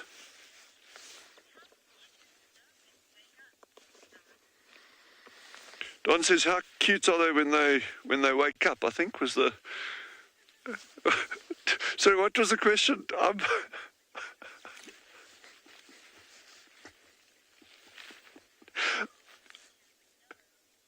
Ooh. Okay, Don has asked, and yes, they are cute when they wake up as well, but Don has asked, how do they know when to wake up? Have they got an alarm clock? No, I think it's just a case of, you like slept enough. Like I wake up every morning like that, even if I don't set an alarm. So I'm guessing probably the same kind of thing. Actually, my hearing piece fell out there. That's why I didn't hear that question so well. Okay, so first one. So let's see what time and how much longer after this one the others will be popping out. Normally, once that first one's out, it's just a couple of minutes that the other ones start coming out as well. So I don't think there'll be a big wait here. But wow, if those pups come out today,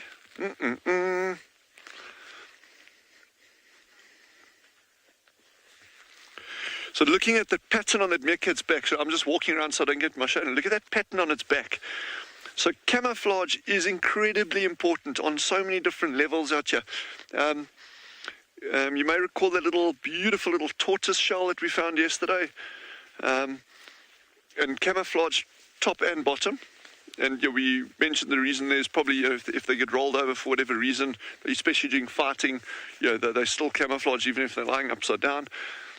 But look at this camouflage on this meerkat's back. Now, when they're moving through, okay, the second one's out. When they're moving through this kind of vegetation, although their eyesight is incredibly good, what they're up against are other things with equally good eyesight, and maybe even better in some cases. I mean, birds of prey, that's what their entire lives revolve around, is spotting small mammals. Well, certainly the ones that are going for these little guys, like martial eagles and that. And so this camouflage is incredibly important for them. I'm quite interested in the fact that they're facing that direction first. Because normally they'll get up and they'll start facing the sun pretty much straight away. But the one which is closest to my side, in other words, one furthest from the camera, the one that's just gone down, that's just been facing due west. Okay, now it's turned around. Because you always wonder, or you should always look at animal behavior, not just accept it. Remember the kudu yesterday, kudu barking yesterday, that alerted us to the presence of those two male cheetah. And the same thing like that, even though the meerkats might sit here, they may not be giving an alarm call, but if they're facing in one direction, that could also be an indication that they're aware of something from that quarter. So they look adorable when they sit like that with their little paws facing down.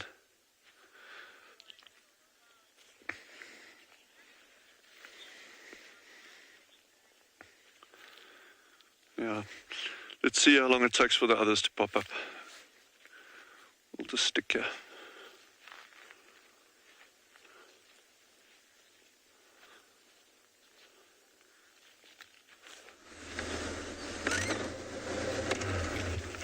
Now, I'm afraid I have a bit of a mystery on my hands because I don't know where these lions have gone.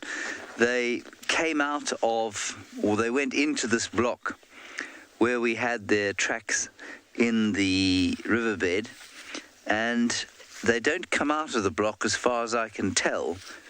There are buffalo tracks all over the place. I drove through parts of the block but came up with nothing. So what I thought we'd do is have a little poke around in some dung, because buffalo dung is, it's imminently pokerable around about in. Just to see if there aren't any winter insects, and also to see if we don't perhaps hear the sounds of lions feeding. Because the fact that there are no tracks here and there was no calling early this morning says maybe they're on a kill. I also want to check how fresh this is. This is not fresh. This is from probably a day or two ago. Now, it's so interesting, in winter, there's just nothing going on in here. There's not one termite, there's not one beetle, not a fly.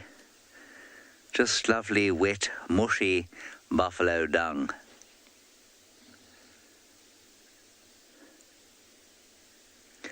Some kudu walked in there. There's been no alarm calling from them.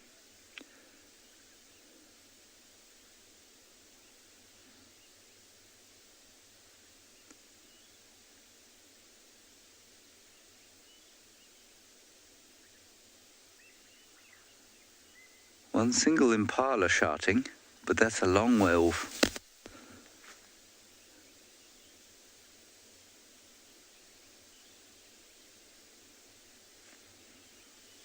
Yes, there are impala shouting there. Okay, let's have a quick look at the dwarf mongoose that are on that termite mound there. I've just spotted them, and then we'll go and we'll just do that as we turn around, and then we must go and follow up on those impala.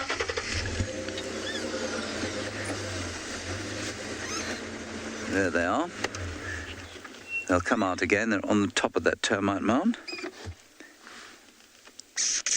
There we are. Let me just listen again carefully.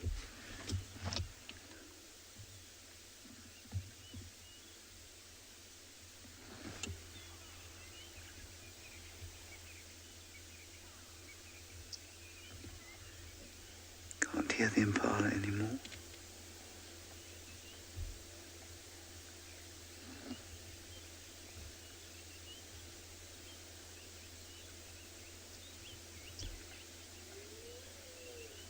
Hyenas calling?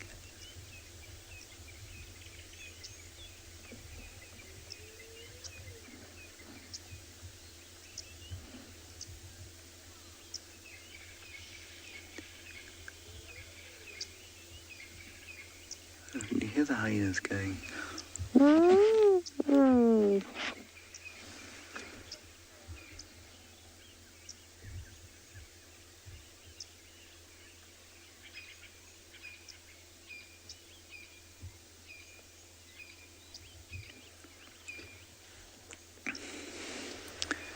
I reckon she knows this dwarf mongoose. She says it's the one with the funny right eye. Really? He does. You're absolutely right, Emma. I don't think he's even got an eye there.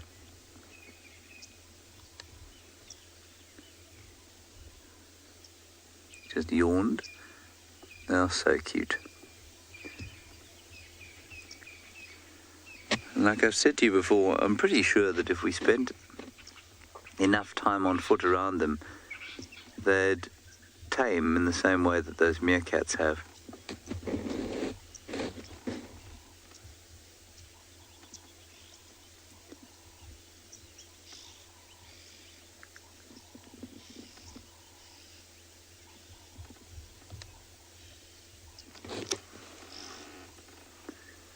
Yes, Critter Freak, you're agreeing that they are very cute.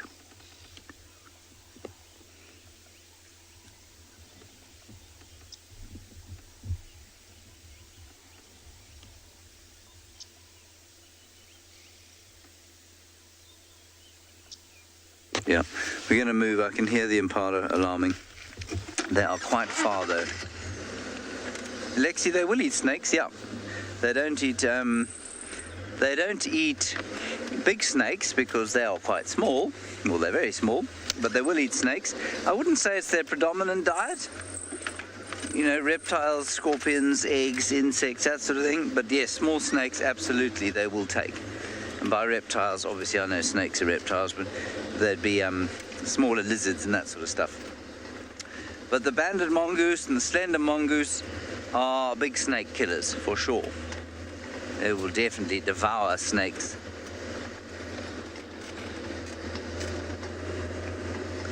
I watched a video of a slender mongoose killing a black mamba the other day.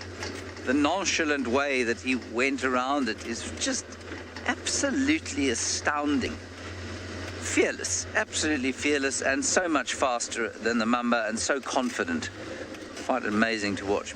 Right, I think the impala over there, I'm going to drive off there in a great speed, at a great speed.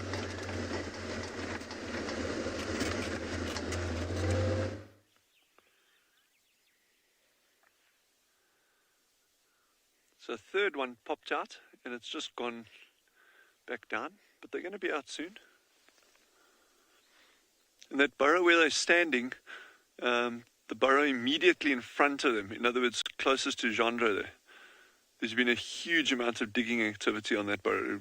You know, I can see it from this angle over here, looking into it. But you know, so I think there's definitely something going on here with regards to the pups, which will be really good.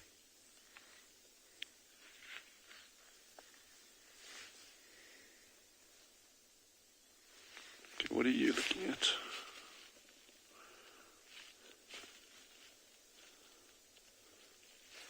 So it's fun to try to see what they're seeing.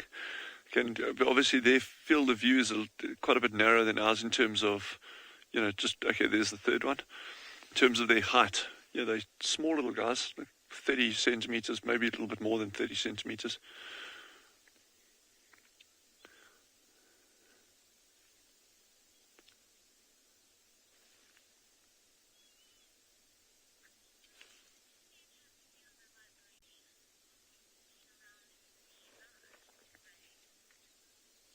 Ray's asked a really interesting question. He's asked, do meerkats feel the vibrations of us walking around the burrows? that's a good question, and I don't have an answer for that. They may well, in terms of,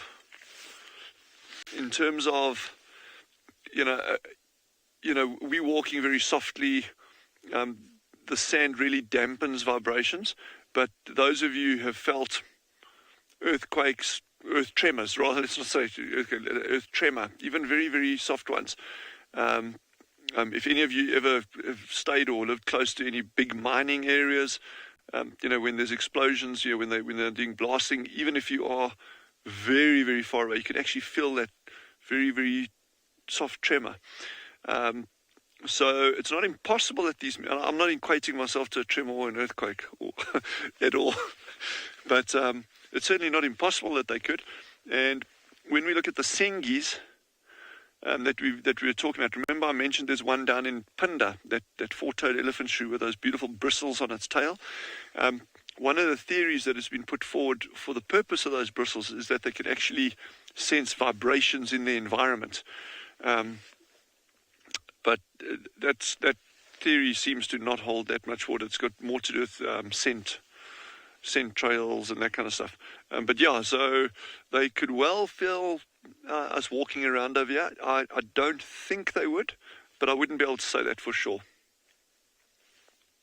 But I wouldn't be at all surprised if they could, if someone said, well, actually they can. It wouldn't be like, oh, wow, geez, I didn't think that would happen.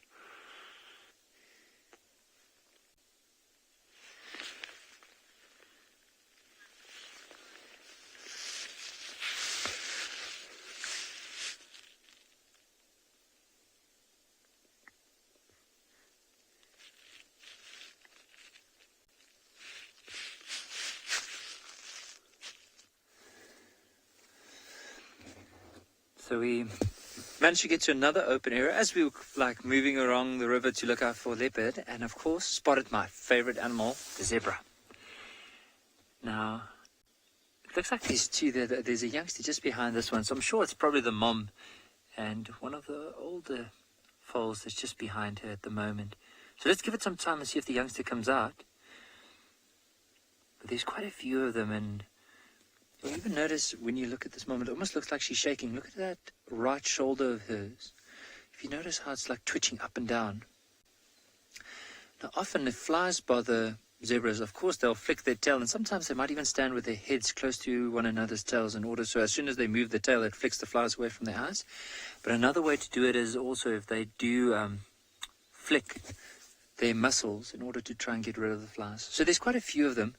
I mean, in this area here, you'll notice it's quite nice and open, but there's few little patches that are quite dense, and then you have a few others that are just trailing at the back. Look at how well camouflaged that one is in the shade in the middle of all those trees. But I can also imagine why they might be in there is because a lot of the animals won't necessarily be able to get underneath. So let's say like elephants and that, they will normally push over a tree, but if they can, they'll rather move to some areas closer to the river, whereas with the zebra now, because nothing has really been feeding underneath that tree, they can go underneath and probably get some of the grass. They might be a little bit more delicious in comparison to those in the open area, where all the other animals will be able to have a feast. So they'll probably eat all the good ones, so the grass that are left is what they'll have to then eat from there. But look at the little one, you can see it just pulled out a long string of grass there.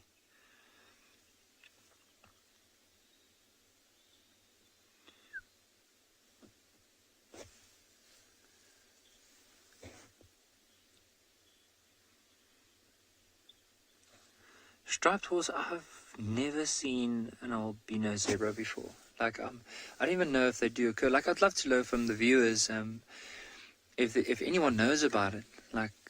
Has it ever been recorded? I'm sure there is a possibility. I mean, I can imagine if there's a lack of pigment that you could find that, but I don't think I've ever seen one in the wild. The only ones I have seen though, early on, we actually drove past a Franklin that was leucistic, so it almost looked like an albino, but very light in color, but we couldn't manage to get it on camera. But albino elephant I have seen as well, but not a zebra.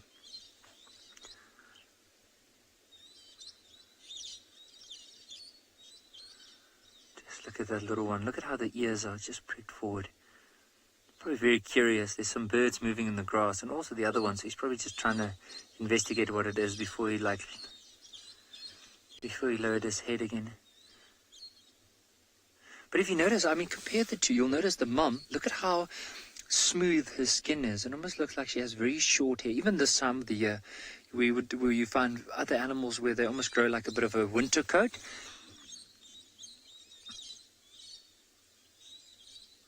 But if you look at that youngster, you'll notice that it's quite fluffy. Now, normally as they grow, they start losing their fluff, and eventually it starts getting more or smoother or shorter. As the one that you're looking at with the mum. But I think as we're enjoying these beautiful colors, apparently Mike at Pridelands also found an animal with some beautiful colors. Let's head across to him.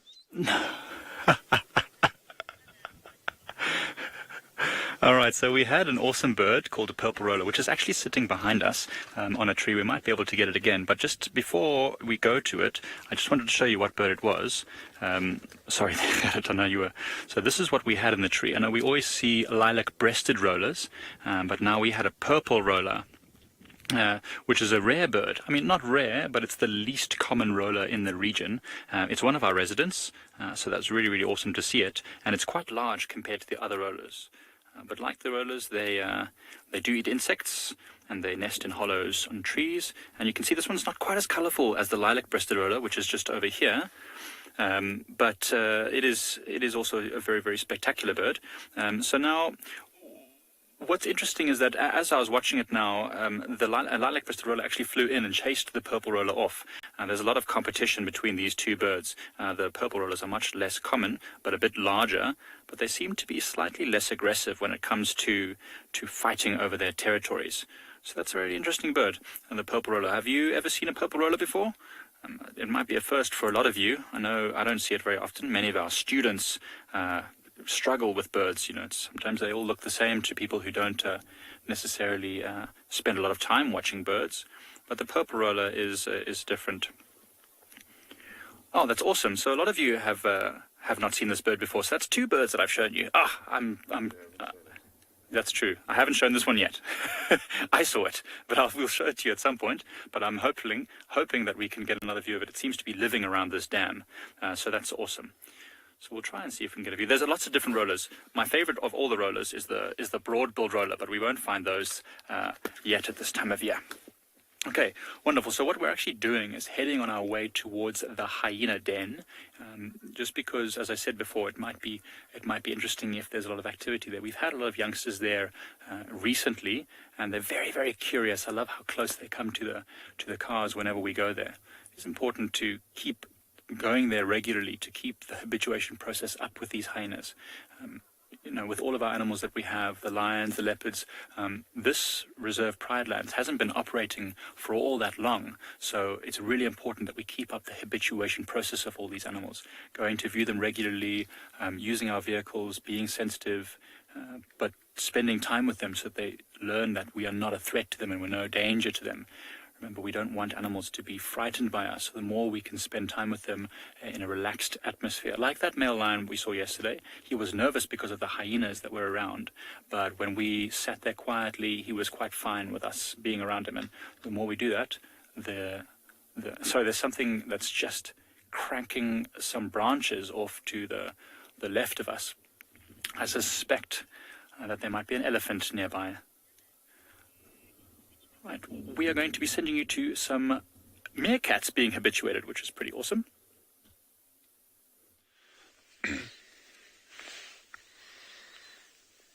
Still only 3 up. So I always take time, I'm looking at a book, I always take time to check out tracks and stuff. It's always good to carry books with you. They are totally worthwhile. I guess depends which books it is. Again, we're not going to pan to them because they're far, far, far away, but we got some springbuck in the far distance behind Gendre, that direction. There were gemsbuck way up this way, so I'm just trying to give you an impression of what's been going on around us over here. Oh, and then there was a steenbuck when we arrived. It was still almost dark, and a bat-eared fox in the area. And there were reports of those 2 male cheetah that we saw yesterday east of us and slowly moving westerly direction. So we'll keep our eyes peeled. They may even rock up here.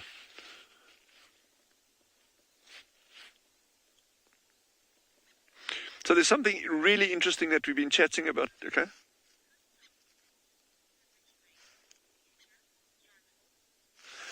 Jaffa has asked, how long did it take to habituate these meerkats? So these meerkats, this particular group has probably been going for 6 years, 7 years. We've got another group here called the Horses. That was the one that the badger hit that burrow. They've probably been going for 10 years now. So there's a long line of continual habituation, and it has its ups and downs. Sometimes these groups split up, and okay, there's another. Look at that, all of them now. So -1, we're missing 1. There should be 6. And sometimes you get these like super wild meerkats that'll join up with the group, and then that kind of sets the habituation back again. So it's just the fact of being present with him every day is very, very, very important. But it can take years. It doesn't have to take years. I mean, it could be, if you want to go, if your objective is just to habituate an animal to get a photograph, and it's a once-off, you could probably divest a couple of weeks of hard work into it, and you'd probably come right. But, this for us is not about a short-term thing. This is about a long-term. And then you also start like building up the life histories of these different colonies. And that's really where the goal data is, to be able to see what's happened with a group, any mortalities, any pups born, anything like that. That's the really interesting stuff. We're having a quick chat. We've been noticing, and again, you're not going to actually see it from here because it's just ridiculously difficult to actually get shots of. But just after we arrived here, the doves started coming down to the waterhole, like I say, which is about 1.5 km, 2 km distant from here. But they were coming in very, very high, flying over nice and high, probably 50, 60 meters. But as the sun started climbing now, these groups of doves are coming into the water, but low and fast. So, again, why would that be? What is the difference? Is there a bird of prey somewhere around here, like a goshawk or a lanner falcon that they're aware of? And if so, well, how do they actually pick up on this? So, just one observation like that is saying, well, earlier, darker, they come in higher, warmer, they come in lower and faster. Who knows?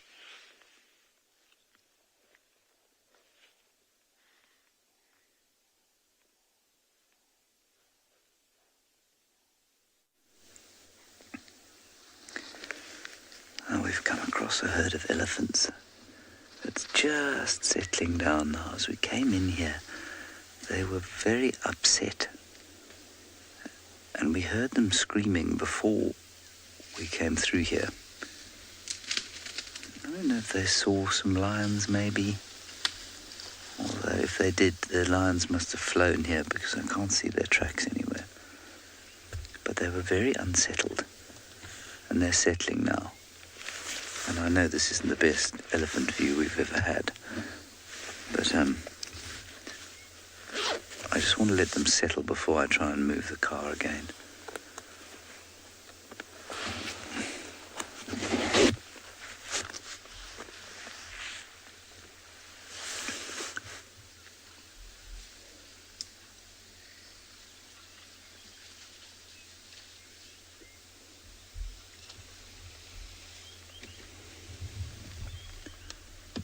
They've all now hidden behind a thicket so impenetrable.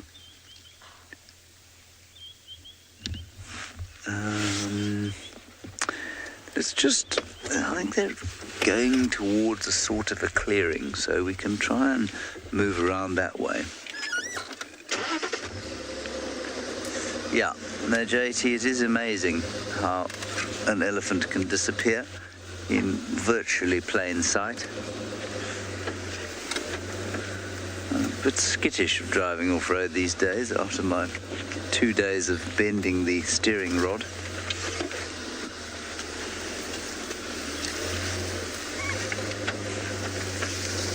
I want to do it again.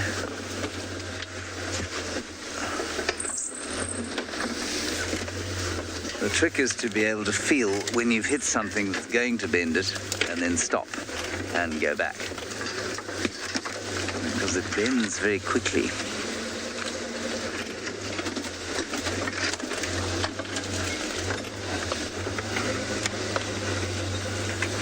Right, we're coming round into a nice little clearing here and hoping the elephants will be very relaxed.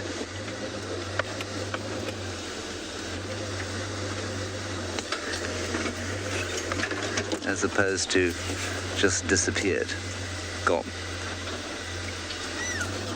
Can you see them, Morgan?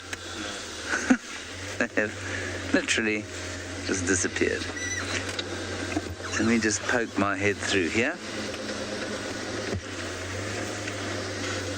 All right, let's go to Nikki. Apparently he's got us a bird. I'll keep looking around here. So we're just having a look here at a slender mongoose. Oh, before we get to the mongoose, there's a gabbo. It looks like a gabbo goshawk. Now, earlier on, this gabbo goshawk was chased by a slender mongoose that was trying to catch it. Well done, Owen, for getting another view on that. So if we spend some time there's a chance.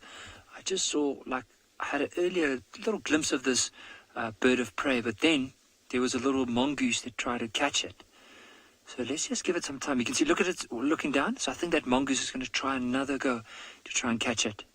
Oh, it flew. There's the mongoose, just underneath where that goshawk flew off. Just look at the mongoose going up.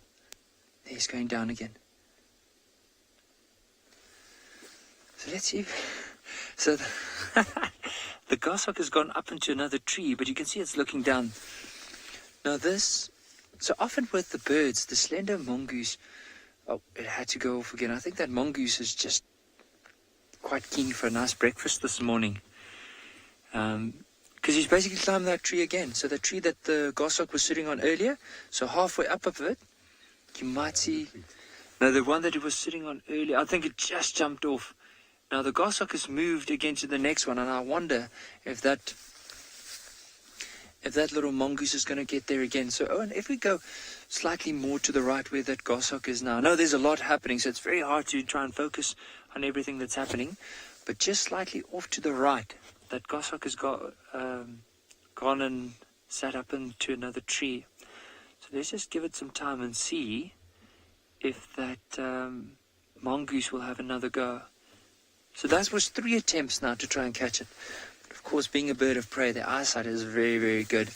And so every time it gets close, it will fly off. Now, often those mongooses, they'll go for, especially something like lapwings, that are often near the ground.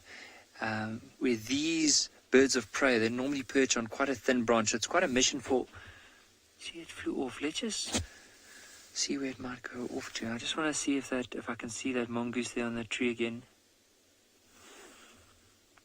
Can't believe it. It was right there and it jumped off again. Oh, so here we've got another. So Owen's been doing a really good job trying to find that goshawk again, but there it is. So I can just imagine with this area, there's quite a few dead tree, or not dead trees. There's a few trees without any branches without any leaves that the goshawk is currently sitting on, and it might just be staring into these little channels in the grass, these game trails, to see if there's any potentially mice, maybe lizards, any like possible small snakes, anything, insects that might move through that, and then be able to spot it and then fly down and catch it. Oh, there it goes off again.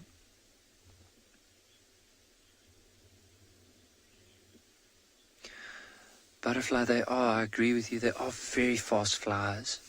You can just imagine with being a bird of prey, like often if something moves, there's not a lot of time from the tree in order to get to where that thing, or let's say it's a mouse moving in the grass, there's not a lot of time. So that bird really needs to make sure that whenever it moves as quickly and as a direct line as it possibly can in order to try and catch it. Or even like imagine if like early on in the morning, something like a reptile, because of the fact that they're not warm-blooded and they have to rely on their environment to heat them up, they might be quite slow in the morning. So that's also another reason why this one is particularly choosing the mornings in order to look for them as they move into the sun.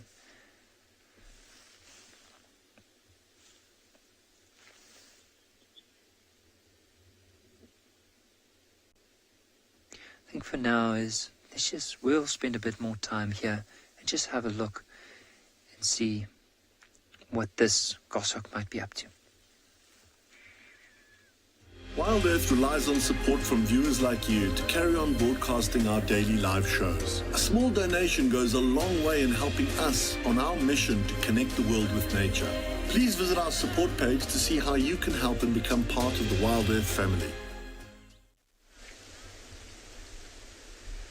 Welcome back, everyone. And after some driving through places that I don't think I've ever been to before, and with a lot of help from our tracking team, we've managed to find these two big male lions.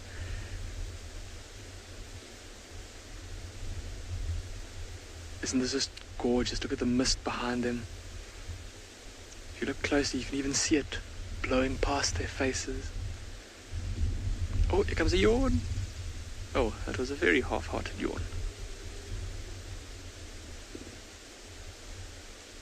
Absolutely magnificent. Look at those two beautiful black and red manes.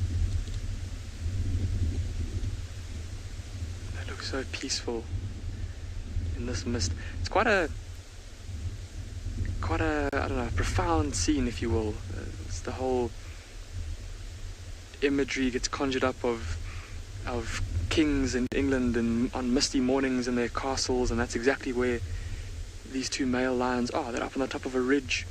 I'm sure you can see behind them how the mountainside drops off, and it does pretty much the same thing behind us.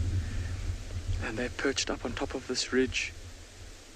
They will have spent the night patrolling their territory, roaring, and with these big mountains and these deep valleys, their roars, the sounds of their roars would have carried far into the distance, letting other male lions know that this territory is taken, that there's two big, strong male lions that protect this territory.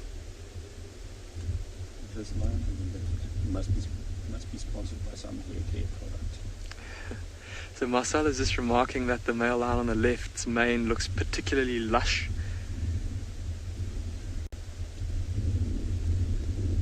Look at that male lion on the right. Look how he's lifting his nose into the wind. Oh, he's going to get up. Ruby, you're saying that they are magnificent male lions. I completely agree, Ruby. And look at him now that he stood up. Look at how long that mane is. It comes all the way down the front of his chest and flows down his back in between his shoulder blades. Look at him dribbling a bit of urine there.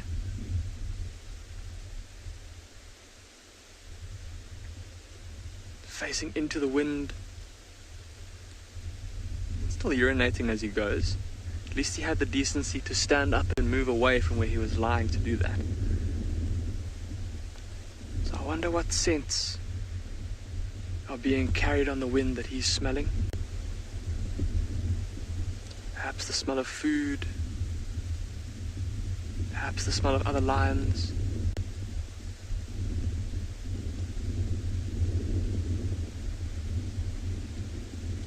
Oh.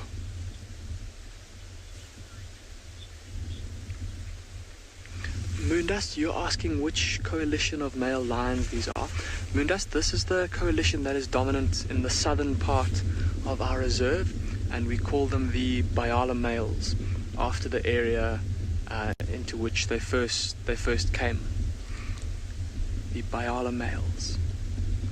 So, doesn't look like he's gone too far, just wanting maybe a bit of space, lying a bit further from his brother. So we'll have a look at the male now on the right, the one that's closer to us.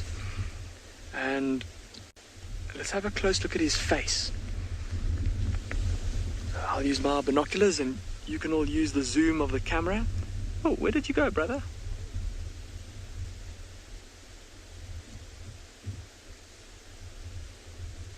Look at all the bits of debris in his mane. And look at how much darker this male's mane is than the first male. See where that first male had more red around his ears? See how this one's a bit darker? The red is more confined to closer to his face. There's a bit of red around his cheeks, above his ears. But if he looks back at us, which I'm hoping he's going to do. It looks like he's fighting off sleep. Looks like he's trying to fight to not fall back down again. Come on, big guy. So what I'm wanting to show all of you is his right eye.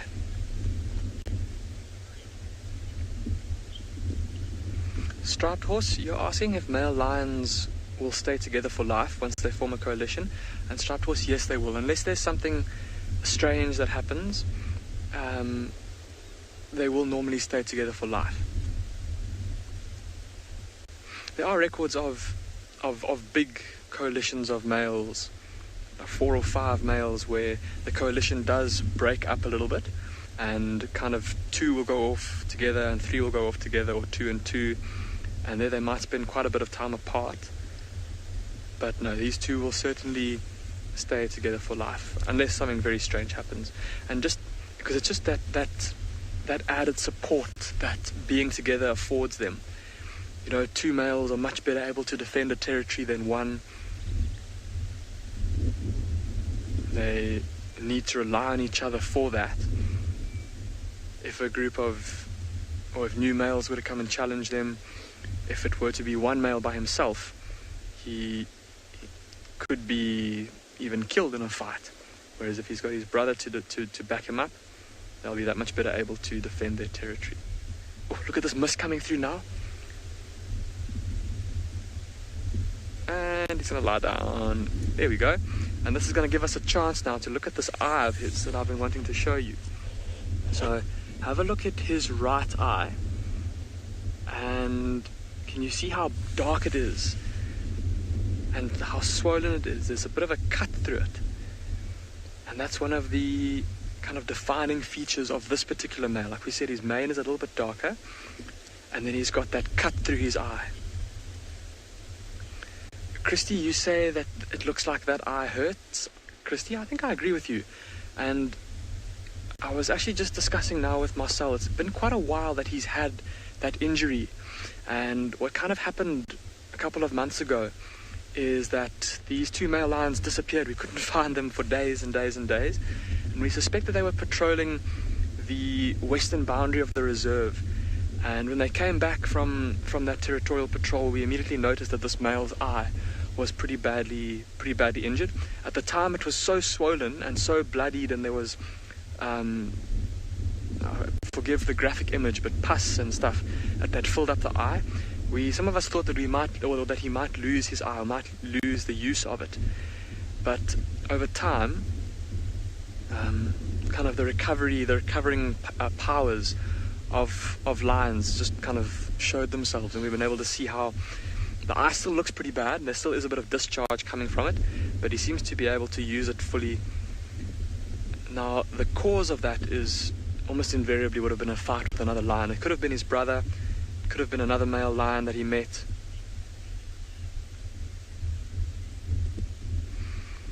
We're gonna carry on enjoying our male lions in this beautiful mist of morning. In the meantime, though, let's go and see what Dylan's meerkats are up to.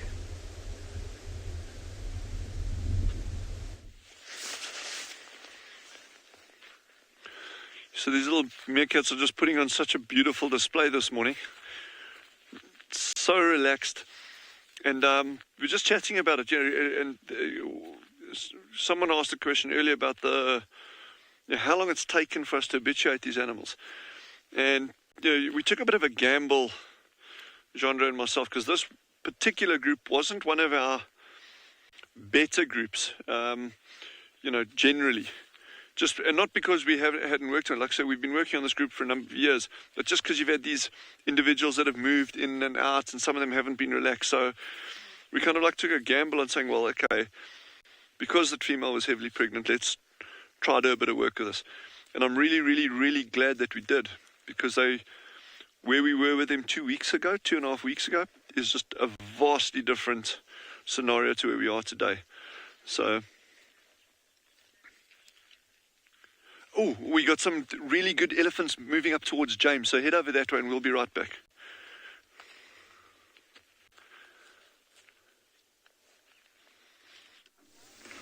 We too have got some elephants, yes. Well, I think we've got the only elephants at the moment. This is not the same group of elephants we had earlier. That group was very distressed about something or other, and they have departed.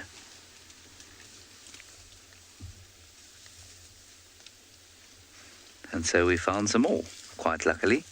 Still no idea where those lions went, other than into the block where these elephants are. So maybe the elephants will do us a favour and find the elephant. No, the lion for us.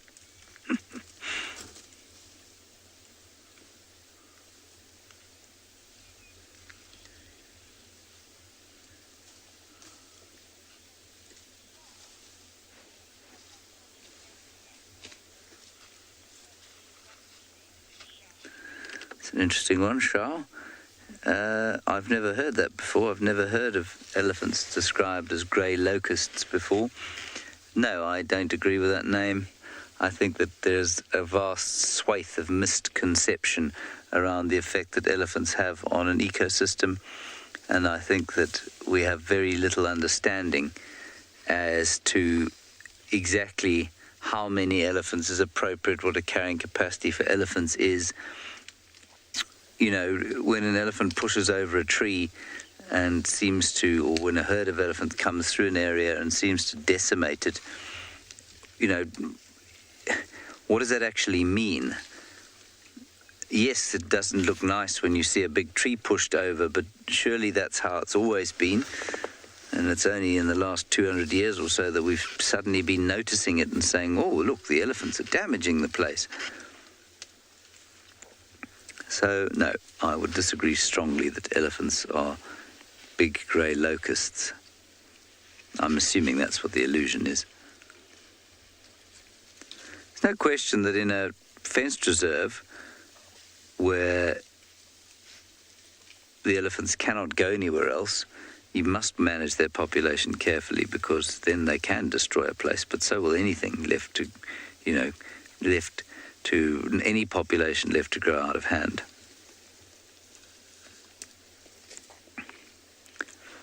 My favourite thing is that, you know, I've spoken to a lot of supposedly very clued up people around the Sabi Sand area, and they'll bemoan the fact that elephants are pushing over trees. But at the same time, there is a disconnect in their understanding of the provision of artificial water and the presence of elephants. So, I mean, the concentration in the Sabi Sands of elephants during the driest part of the year is very high. And that's because there's artificial water everywhere. It's not the elephant's fault that that's been put there. So, I mean, in terms of locust effect on a landscape, I don't think it's the elephants have it anything like as severely as a human being does.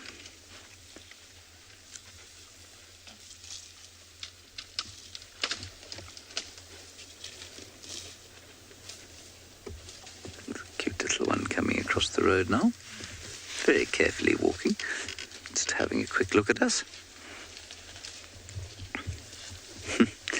Grey Banshee has obviously been on the source this morning, evening where she or he is, wondering what it would be like if elephants were to fly like locusts. Yes, now that would be scary, Grey Banshee. I think that would be very frightening to see great swarms of elephants coming towards you. I would certainly be afraid.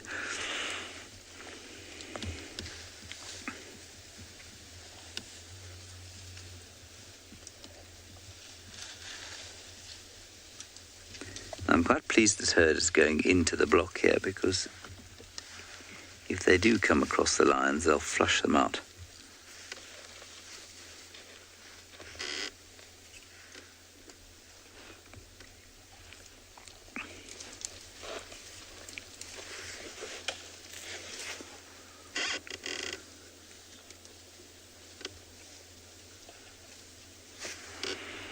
Shenzi, as far as I'm aware, and I know I've learnt this before and subsequently forgot it, pachyderm means wrinkled skin. And so that's all it is. Derm, obviously, is skin. Pachy, I think, means wrinkled. And so wrinkly skin is why they're called pachyderms. You can also refer to as a rhino as a pachyderm, although they are not related animals, well, not closely.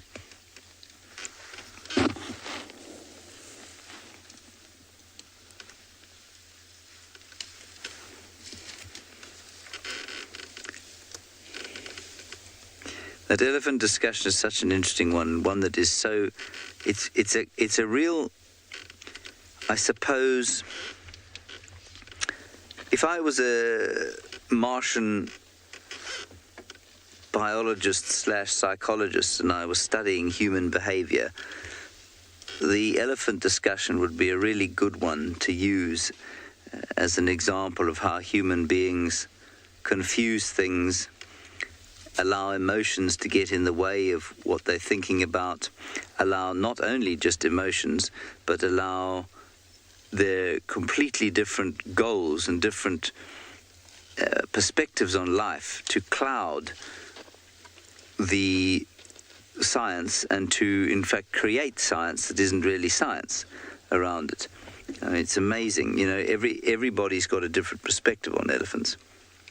Landowners want elephants for tourists, but they don't want their trees to be pushed over. Local people in places like Botswana or Kenya are very happy to tolerate elephants as long as they don't destroy their crops and that sort of thing. So they have a totally different relationship with elephants. And everybody's relationship colors how they interpret seeing the elephants and how they interpret elephant presence and how they interpret elephant numbers. And so very seldom is there any actual science brought to bear on the question of, are there too many elephants? Because it's almost impossible to scientifically say whether there are or aren't in a place like this. That's a tiny little thing. Oh, hello, little one. You're very brave to walk in front of your mum there.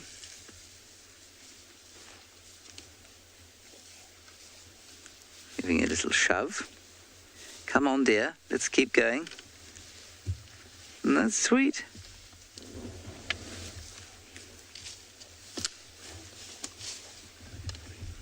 Oh, nearly got a poop on the head. Somebody got an amazing photograph of that the other day. A poop actually landing on the calf's head. So cute.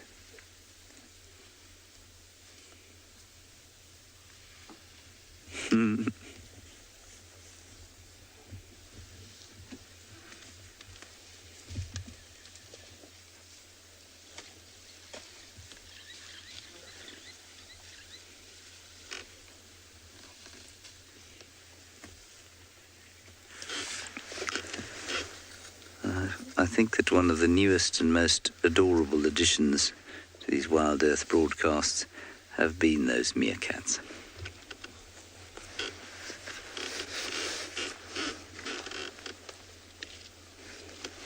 So that one that we've got in frame now that Jandro's got there, it's very, very, very interesting because you can actually see there's marks on his neck. Now, for the previous 2 weeks, we haven't seen that at all. And yesterday, for the first time, we noticed that. And that's actually very distinctive. So he was definitely in some kind of altercation, whether it was maybe out in the field that something caught him and he managed to get away, or fighting with another meerkat. Who knows? But yesterday was the first time that we'd actually noticed that injury on his neck. Nothing to worry about. They heal incredibly quickly. These animals are super tough, super resilient. But it was just interesting to note that. And then, you know, and I don't know if it's got any bearing on it whatsoever. The fact that we noticed that yesterday for the first time, and yesterday was the first time in weeks that they'd come out so much later than usual. So anyway, just, you know, I don't want to draw any kind of weird conclusions or anything, but it's just, you know, you wonder if there's any link between seeing those injuries on his neck, which are not life-threatening or serious in any way, but seeing those injuries on a neck and then relating it to coming up a whole lot later. But you'll be fine, buddy. You'll be fine. But you can see that very clearly, eh? We've actually had excuse me, we've actually had puff adders bite meerkats before, and meerkats surviving puff adder bite. So those of you who may be more familiar with vipers, it's kind of the same kind of snake, or like rattlesnakes in the United States. So to get bitten by one of them, you're a little animal this size, and to get bitten by a viper, what we call a puff adder, it's pretty impressive to survive it if you're that kind of size. You're on the alpha there, Jean-Ray? It's so good. This is one. Megan says they are tough little guys, and they really, really are. But again, that's the thing, out in these environments, anywhere in the wild, life happens, eh? And, if you're compromised in any way, that can really be a life-threatening thing for you. So often they've got this innate resilience to injuries, that kind of thing, and the ability to recover very quickly.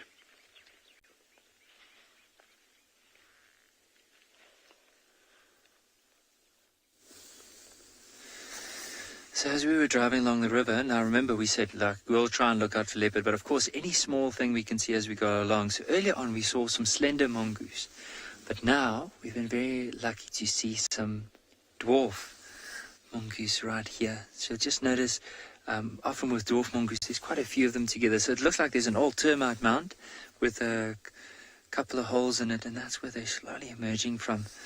Like the meerkats earlier from Tswalu, that took a bit of time before they started heading out into the sun. I think these ones as well. It's taken them a bit of a while to wake up, but now enjoying the early morning sun.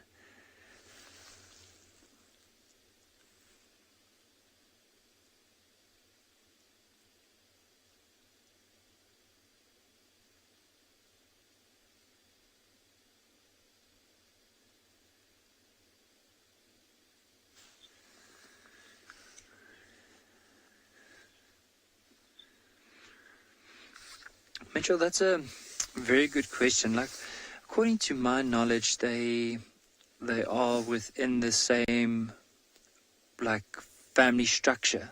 Like if you had to look on the broad terms, they are very similar in their behavior. They are very similar in also if you had to link it back. But what I'll try and do as well is I would like to go and research a little bit more about it. Just to go, because I mean, with us, we don't really, and all my guiding career, I've never been guiding in an area where we do find a lot of meerkats. So I would love to go and read up a little bit more about it, and hopefully by this afternoon I'll be able to share. But according to my knowledge, if you look further down the line, they are related in terms of, as we mentioned, some of the behaviors. You'll see sometimes with the mongoose, whenever they do mark the territory, they'll sometimes wipe their bum over something, same that meerkats would also do, especially if they do mark their territory. But I'll try and figure out a little bit more about it, do some reading, and then hopefully by this afternoon I'll be able to give some more information on that. But you can see very social. Look at how all of them just grooming each other. I can just imagine also with them, so early on in the morning, whenever they do come out, it's probably just re-establishing that family bond, asking everyone, how did you sleep? Now, I slept very well, and now from here on, they'll probably adventure off for the day. And I think for them also, they won't venture too far away from their hole, because as soon as there's any danger, of course, they'll run into quite a dense area, or immediately back into that hole where you can see them moving around.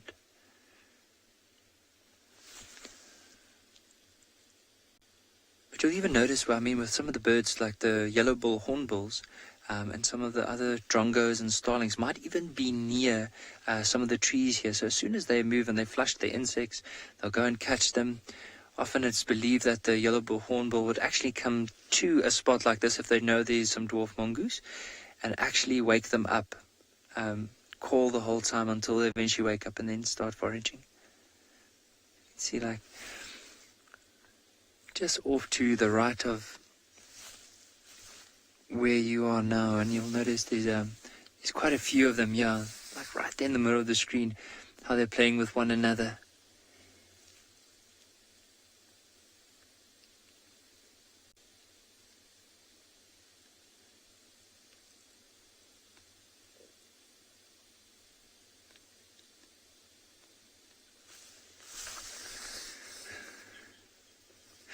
Elizabeth, they are very, very cute.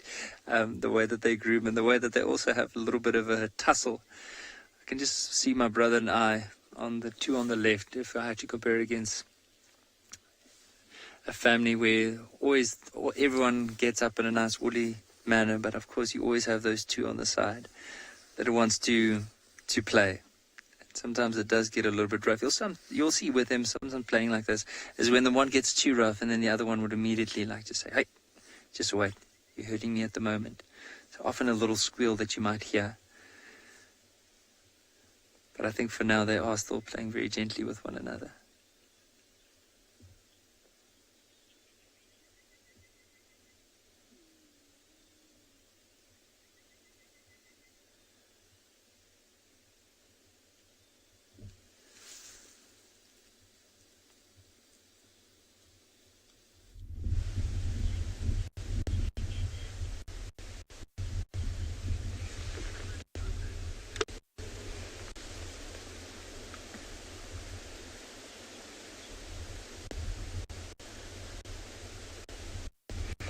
Welcome back, everyone. The two male lions are still sleeping pretty much in the same position as where they were when you left us. And we've just been having a closer look at this male lion's eye. Now, I said that there was still a bit of gross, icky discharge coming through in that surgery that he had.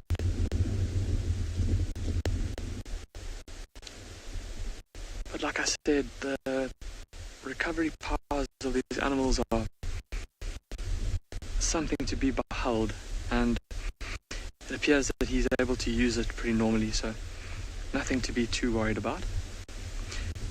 But also now, just with him lying like this and facing towards us, have a look at his ear, just above that scarred eye, and have a look on the right-hand side of his ear. Can you see there's that round, grey, shiny thing? It looks like a little round pebble or round stone. And that is a very fat, very full tick that is contentedly sucking away at the blood of his ears. Ugh.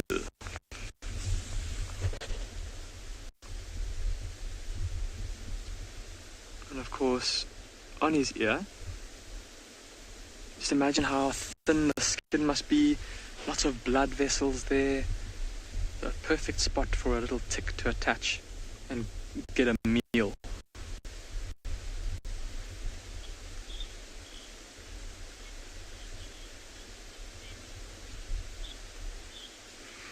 Shenzi, you're asking if the hunting capabilities of this coalition of males will be limited because there are only two as opposed to being five.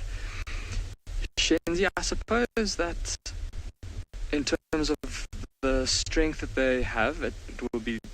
Oh, look at that. I think it's getting a little bit chilly here with this cold wind blowing over him. And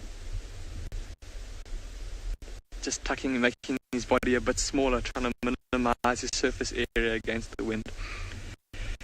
Shenzi, to come back to your question, I think that in terms of tackling like big animals, like maybe buffalo or giraffe, they would potentially be less effective. As we said, lush those manes are, they are in super good condition.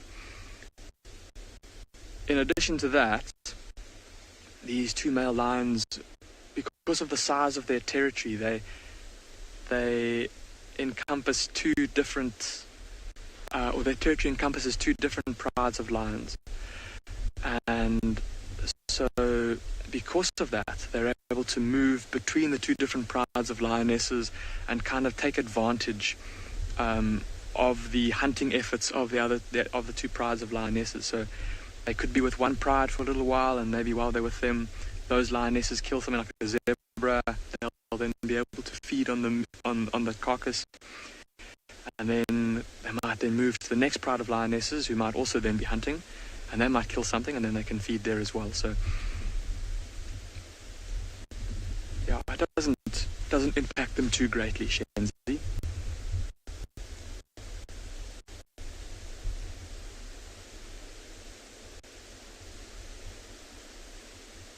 talking about how lush that mane is. Look at the wind every now and then, how it blows the ends of his mane. Just makes them kind of dance a little bit in the wind, in the mist.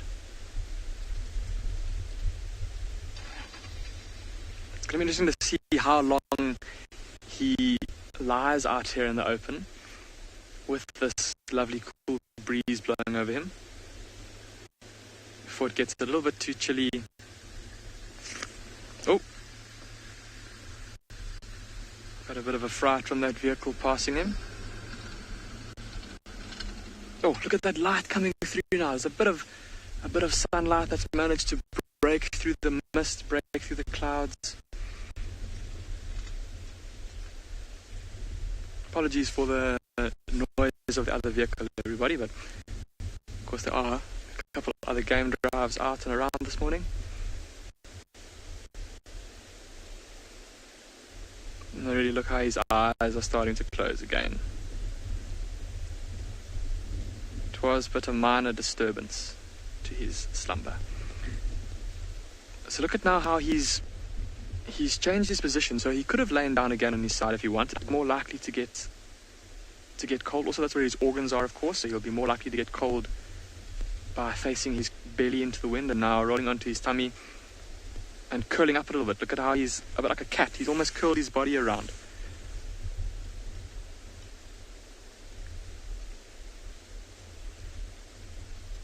Nice and huddled up. Look at all the debris in his mane. Bits of dried grass, and have a look on the right hand side. There's even a little clod of dirt with some roots in it.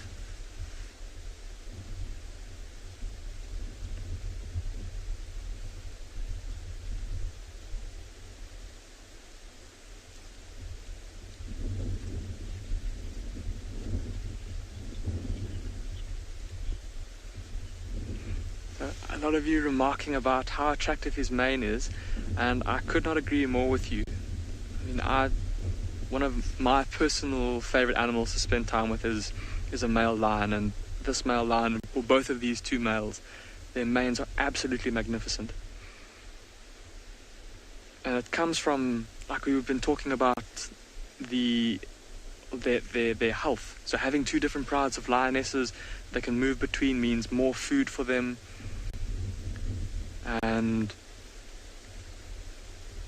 even just in terms of their stress levels. Now, while there are other male lions in this area, or on our reserve, it is seldom that these two big males will have their territory challenged. And so for that reason, they don't have as much stress as a male, say for example in the greater Kruger area, where he's going to have constant pressure on him from all around.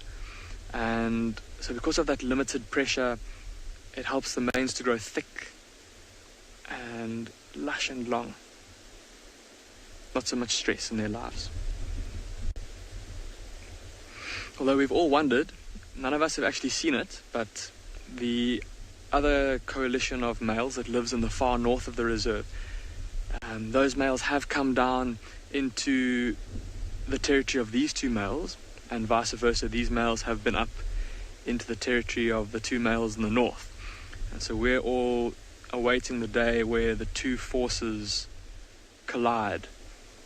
And it will be interesting to see what transpires, because both coalitions are very impressive male lions, and I think it would be quite interesting to see what the outcome would be.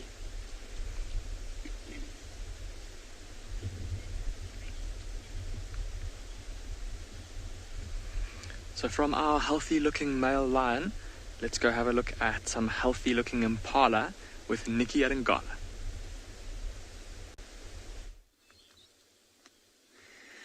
So just past the band of mongoose, we were surprised by a herd of impala in the middle of the road. Now, just have a look with the sun. So the sun is basically between, the impala is between us and the sun, but notice the different colors that you can see. You'll also see it looks like there's this little shine on the back of the impala. And now and again you might see them as they are flicking their tail for the flies. You might notice quite a lot of white under the tail. And often with antelope, especially like impala, that occur more in open areas, or a combination of these open areas as well as the denser areas, you'll find that the stripes, although the patterns on their body are very unique. It's almost like these horizontal stripes, which blends in very well to this type of environment. You can imagine your first layer would be grass, your second scrubs, and then of course the trees, the darkish colors, especially towards the crown of the trees, blends in very well with impala, especially if they do move into some thickets, like this zebra that we saw a bit earlier. But I think let's refocus back onto them now. For us, I think impala sometimes are very easily overlooked antelope, because there's just so many of them in some areas. But if you do take the time just to observe them for quite a bit, they are very, very special and also very beautiful animals to watch. I mean, look at this male here. So you can imagine all those females is basically he's in charge of all of them, making sure that they're safe, keeping them all together. And you'll notice as soon as one of them just starts moving off a little bit, he'll move them back. And if there's any young male, like the one moving at the back, so you see all the females, they don't have horns, but the males do. So as soon as that young male gets too close to the females, he'll just move a bit closer. And if that young male moves off, he knows he's not a threat, so he'll carry on eating. But with a herd like this, it's very rare to find all of them with their heads down at the same time.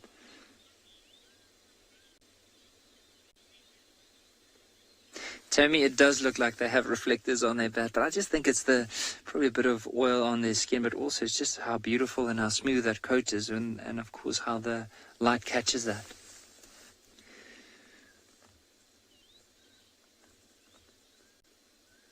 But notice, even like as we said, so some of them will have their heads down, and then others will pick up their heads just to scan, make sure that everything is safe.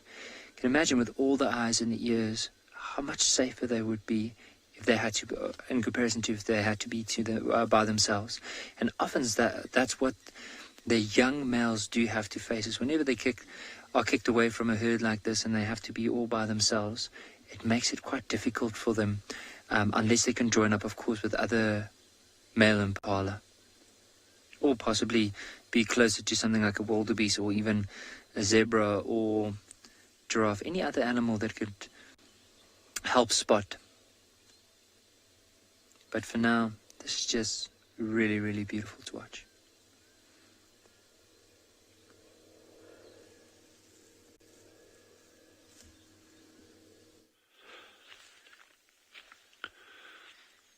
So what's really interesting, all 6 meerkats were out of these burrows.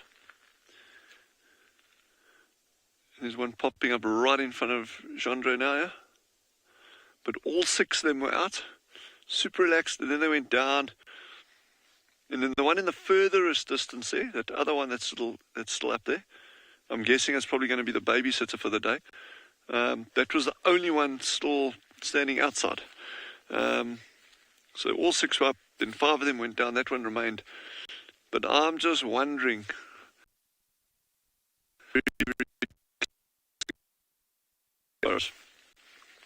the plot thickens.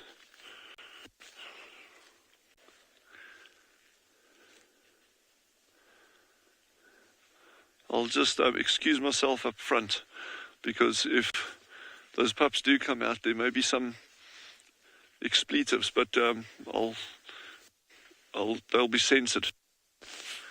But I'm going to probably be quite excited about it. So,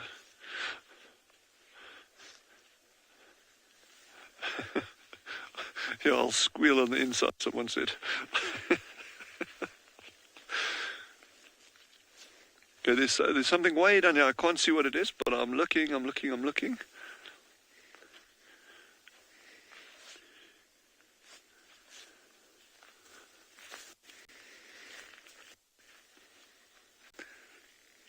And even a thing like a bat-head fox in the distance, they'll keep an eye on it.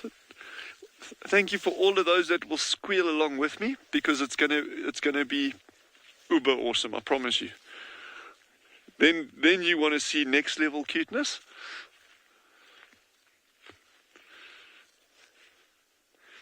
And just a reminder, why I'm walking up and down is just this constant reinforcement of of activity around here, they just become more and more and more relaxed, and you can see they're not even looking at me now, completely ignoring me. I don't blame them.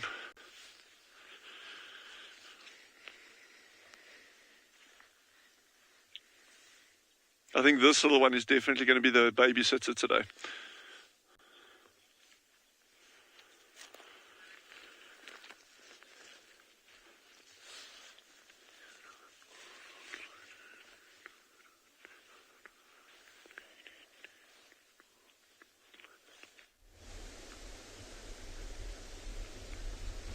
Welcome back. Our male lion has rolled back over onto his side, having decided that either this is a more comfortable position to lie in, maybe that full tummy, maybe making him feel a bit uncomfortable with his whole body kind of on top of it. Look at that belly rising and falling.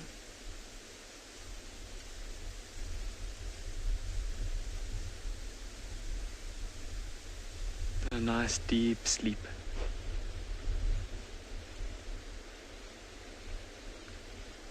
And completely oblivious to, or seemingly oblivious to, the world around him.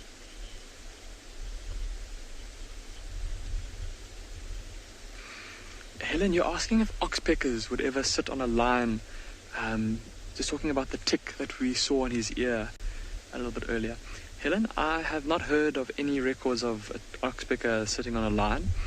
I've never seen it either myself, and I don't think that an oxpecker would try, Helen, just because typically oxpeckers will sit on animals where they're not likely to get rebuffed for their efforts. So if an oxpecker sits on a zebra's back and picks off a tick, chances are the zebra's not going to react to it. If it goes and it starts to kind of root around in the zebra's ear or in its nostril, the zebra might kind of wave its head around as we would casually try to wave a fly away from our face. If it were to land on this lion though, Helen, this lion would definitely jump up and wiggle around and try and grab the oxpecker, try and catch it. Even though there's not much of a meal to be had in an oxpecker, if it did catch it, it would probably maybe eat it or maybe just kill it. So no, an oxpecker wouldn't sit on a lion.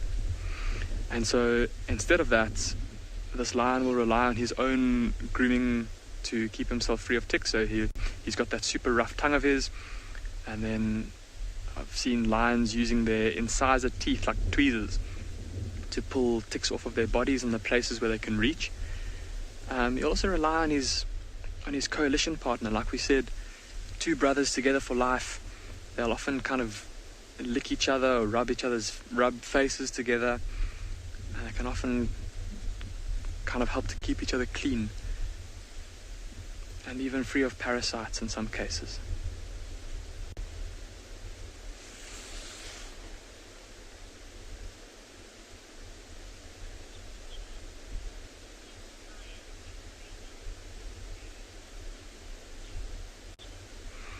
Richard, you're asking if I think that lions get cravings for certain kinds of meat or certain prey species like humans do. Richard, it's a tough question to answer, and I don't think so. I think for lions, for them it's all about, meat is meat. Whatever they can get is what they're going to eat. For them it's all about survival, and I don't know how we would really test to see if lions preferred one meat over another. For them it's all just about getting as much food as they can whenever they can, to keep themselves fueled. And thus able to survive. So Richard, I don't think that they do crave certain things. What we did notice though is last year, Richard, there was quite a bad drought in the area, and many of the animals were getting pretty badly emaciated just due to a lack of grass and palatable vegetation. And things like warthogs especially, we noticed with the buffalo herds, they were getting pretty skinny and pretty emaciated, but warthogs were probably taking the worst, were probably losing condition the most. And we noticed that lions, whereas they would often hunt warthogs, or even now in Punda they hunt warthogs regularly, and then eat them seemingly with relish. During the dry times of last year, we noticed that the lions would still catch warthogs, but often wouldn't even eat them, just because of how skinny they were, and probably not the best nutrition to be had on those skinny bodies. And then I suppose this is just I suppose anthropomorphizing a little bit and just thinking out loud, or thinking how funny it would have been to think of these lions thinking, I wish we could get something better than these skinny scrawl warthogs to eat. But no, Rita, I don't think that there's a craving that these lions have for certain kinds of food. I have heard theories of, and I've told all of you this before on a previous drive, but I've spoken to some old Shangaan gentlemen in the Kruger, and they had a theory that lions preferred waterbuck meat in that area over other prey species, and their argument came from the fact that they said that in all their years of walking in the bush, of tracking, that whenever they came across lions feeding on things like buffalo or zebra or wildebeest, the lions, and if they were approached on foot by people, the lions would growl but then give way and they'd run away. He maintains, though, that every single time he saw a lion pride on a waterbuck carcass, he reckons that the lions would not give that carcass up. Now, of course, I don't think we can take that as scientific fact. This is just one man's experience, but it was interesting to hear his stories. Of course, people that get to spend that amount of time in the bush and living in pretty remote areas and maybe not getting exposure to, or not being given the opportunity to do research and conduct scientific research through universities or things like that, their observations often don't get noted, and sometimes there might be fact to be found in some of their observations.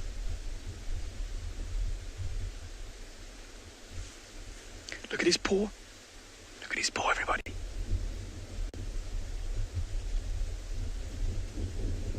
It looked like he was maybe having a dream. His paw was kind of jiggling.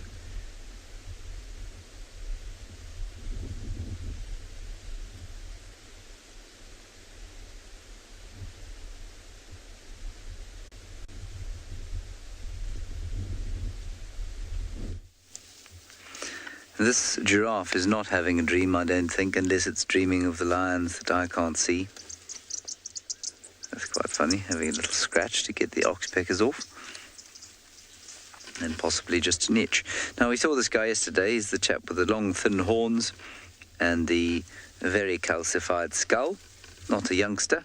He's not about to drop dead of old age either, though. And now he's having some breakfast. Some Combritum herreroense. Yum.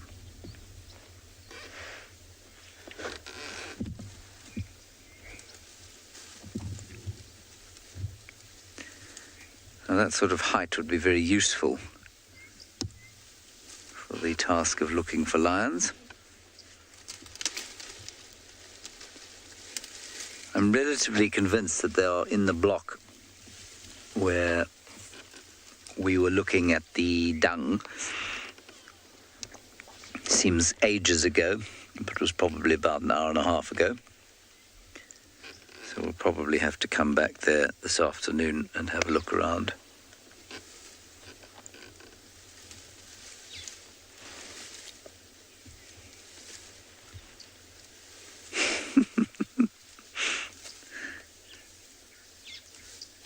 Very itchy.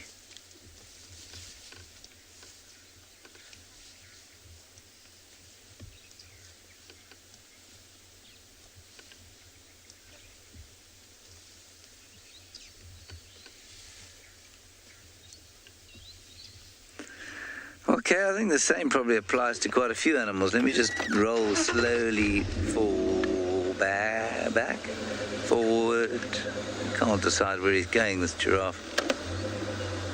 There we are.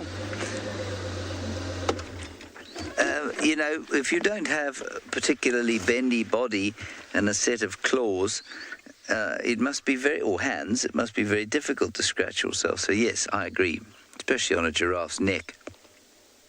Almost impossible to scratch. But if you think about any of the ungulates, actually, none of them are very flexible. And it's one of the reasons that something smaller than them can kill them. So a smaller predator. If you look at a female leopard like Tundi, she probably weighs around about 45 kilograms. And, you know, she can kill a fully grown adult impala ram, 70 kilograms, because once she's got him down on the ground, he's so inflexible that he cannot get his legs underneath him to push himself up and therefore, you know, make life difficult. And so you'll often see with big predator or smaller predators killing something bigger, you'll find them on top of their prey, holding the prey down so that the prey cannot get their feet back underneath them and boost themselves up to the ground. And so none of them are very flexible. The scratching thing is difficult. They're flexible in some ways, but not in all directions like a cat is.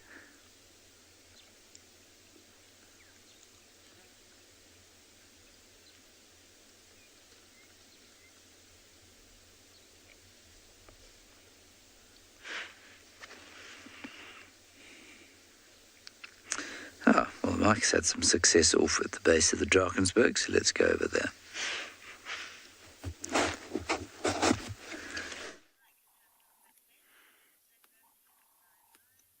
Yes, so we have been successful. We've managed to find that skittish female, the one that I've been talking about that we know is staying in this area. And look how well camouflaged she is. She's just sitting in the shade, close to some logs, peering towards the waterhole of Leopard Dam. Now, we know that she's quite skittish, so I wouldn't expect that she's going to get up and roll around in front of us. But this is very important. She's starting to relax. You see how she's looking up and around. She hasn't been looking at us. So it seems as though she's starting to get comfortable with our presence. So this is fantastic. She had been trying to hunt this morning, so I heard. Lots of impalas were alarm calling and she was meandering all over. She seems to have settled down now, here close to the water, quite close to a drainage line where she might hide if she tries to hunt again. Oh, looks like she might get up.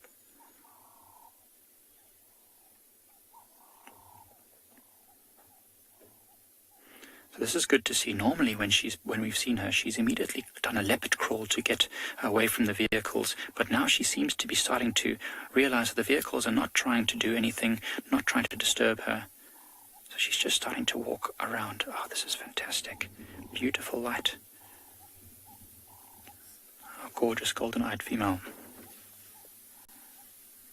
Okay, we're going to have to move the car because she's going behind us. She's going to disappear into a drainage line. Yeah. All right, she's trotting off into the drainage line now. She doesn't like the open areas. So what I'm going to do when we try and relocate her, we're going to send you over to Pinda, to some sleepy lions.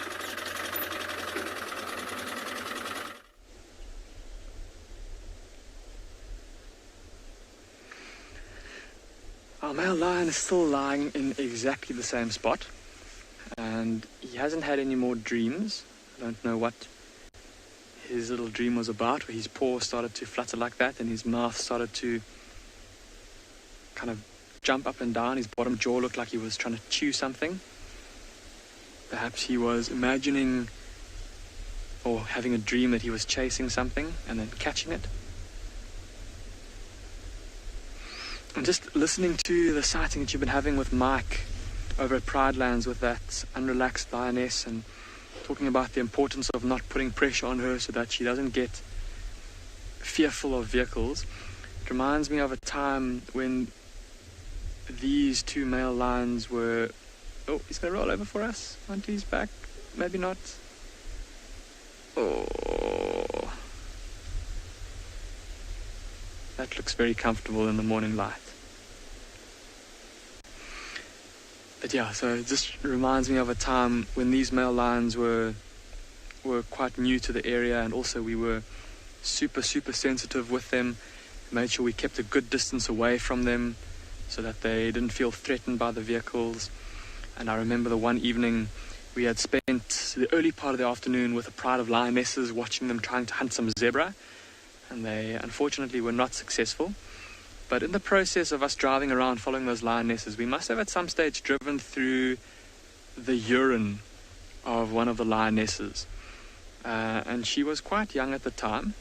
And a few days later, about a week or so after that, we actually saw her mating with one of these two males. But back to the story. So we must have driven through one of those lionesses' urine, perhaps the urine of that young lioness with which these males were mating with about a week later, because we came along and found these two male lions lying in much the same way as they're lying right now, fast asleep. And suddenly the wind changed direction, and it had been blowing from them to us like it is now, but it swung a bit and it started to blow from us towards them.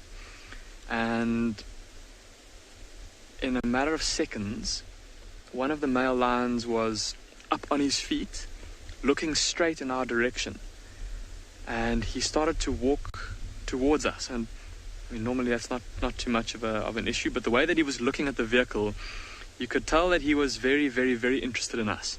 And we had a young child in the vehicle, about 9 years old, and he didn't like the look that this lion was giving our vehicle, understandably so. And so I started to move away from him. Now, bearing in mind, these lions were still at a time when we were being super sensitive around them and not wanting to get too close to them for fear of us spooking them. And the lion kept coming, kept following us, but not being aggressive, just being very inquisitive.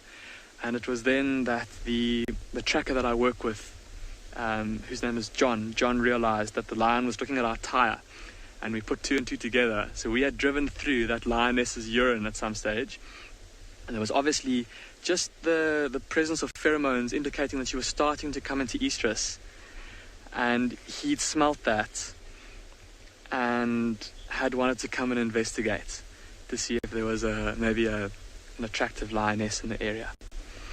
Alright, these male lions are probably going to keep on sleeping here in the cool of the misty morning, so I think we're going to leave them and start to make our way home. But let's go across to Tswalu and see what Dylan's Bearcats are up to.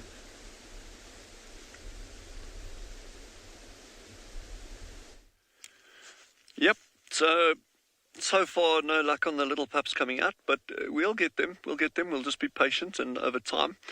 But I just wanted to say, we found someone special for you again this morning.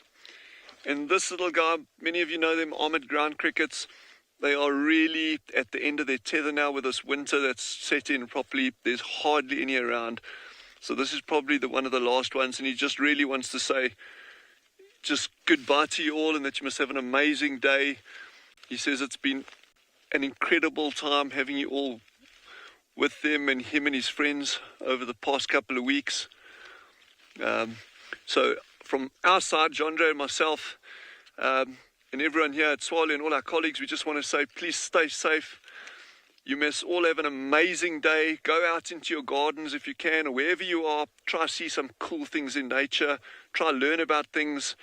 And yeah, just stay safe and have an absolutely beautiful day. And we will see you again this afternoon.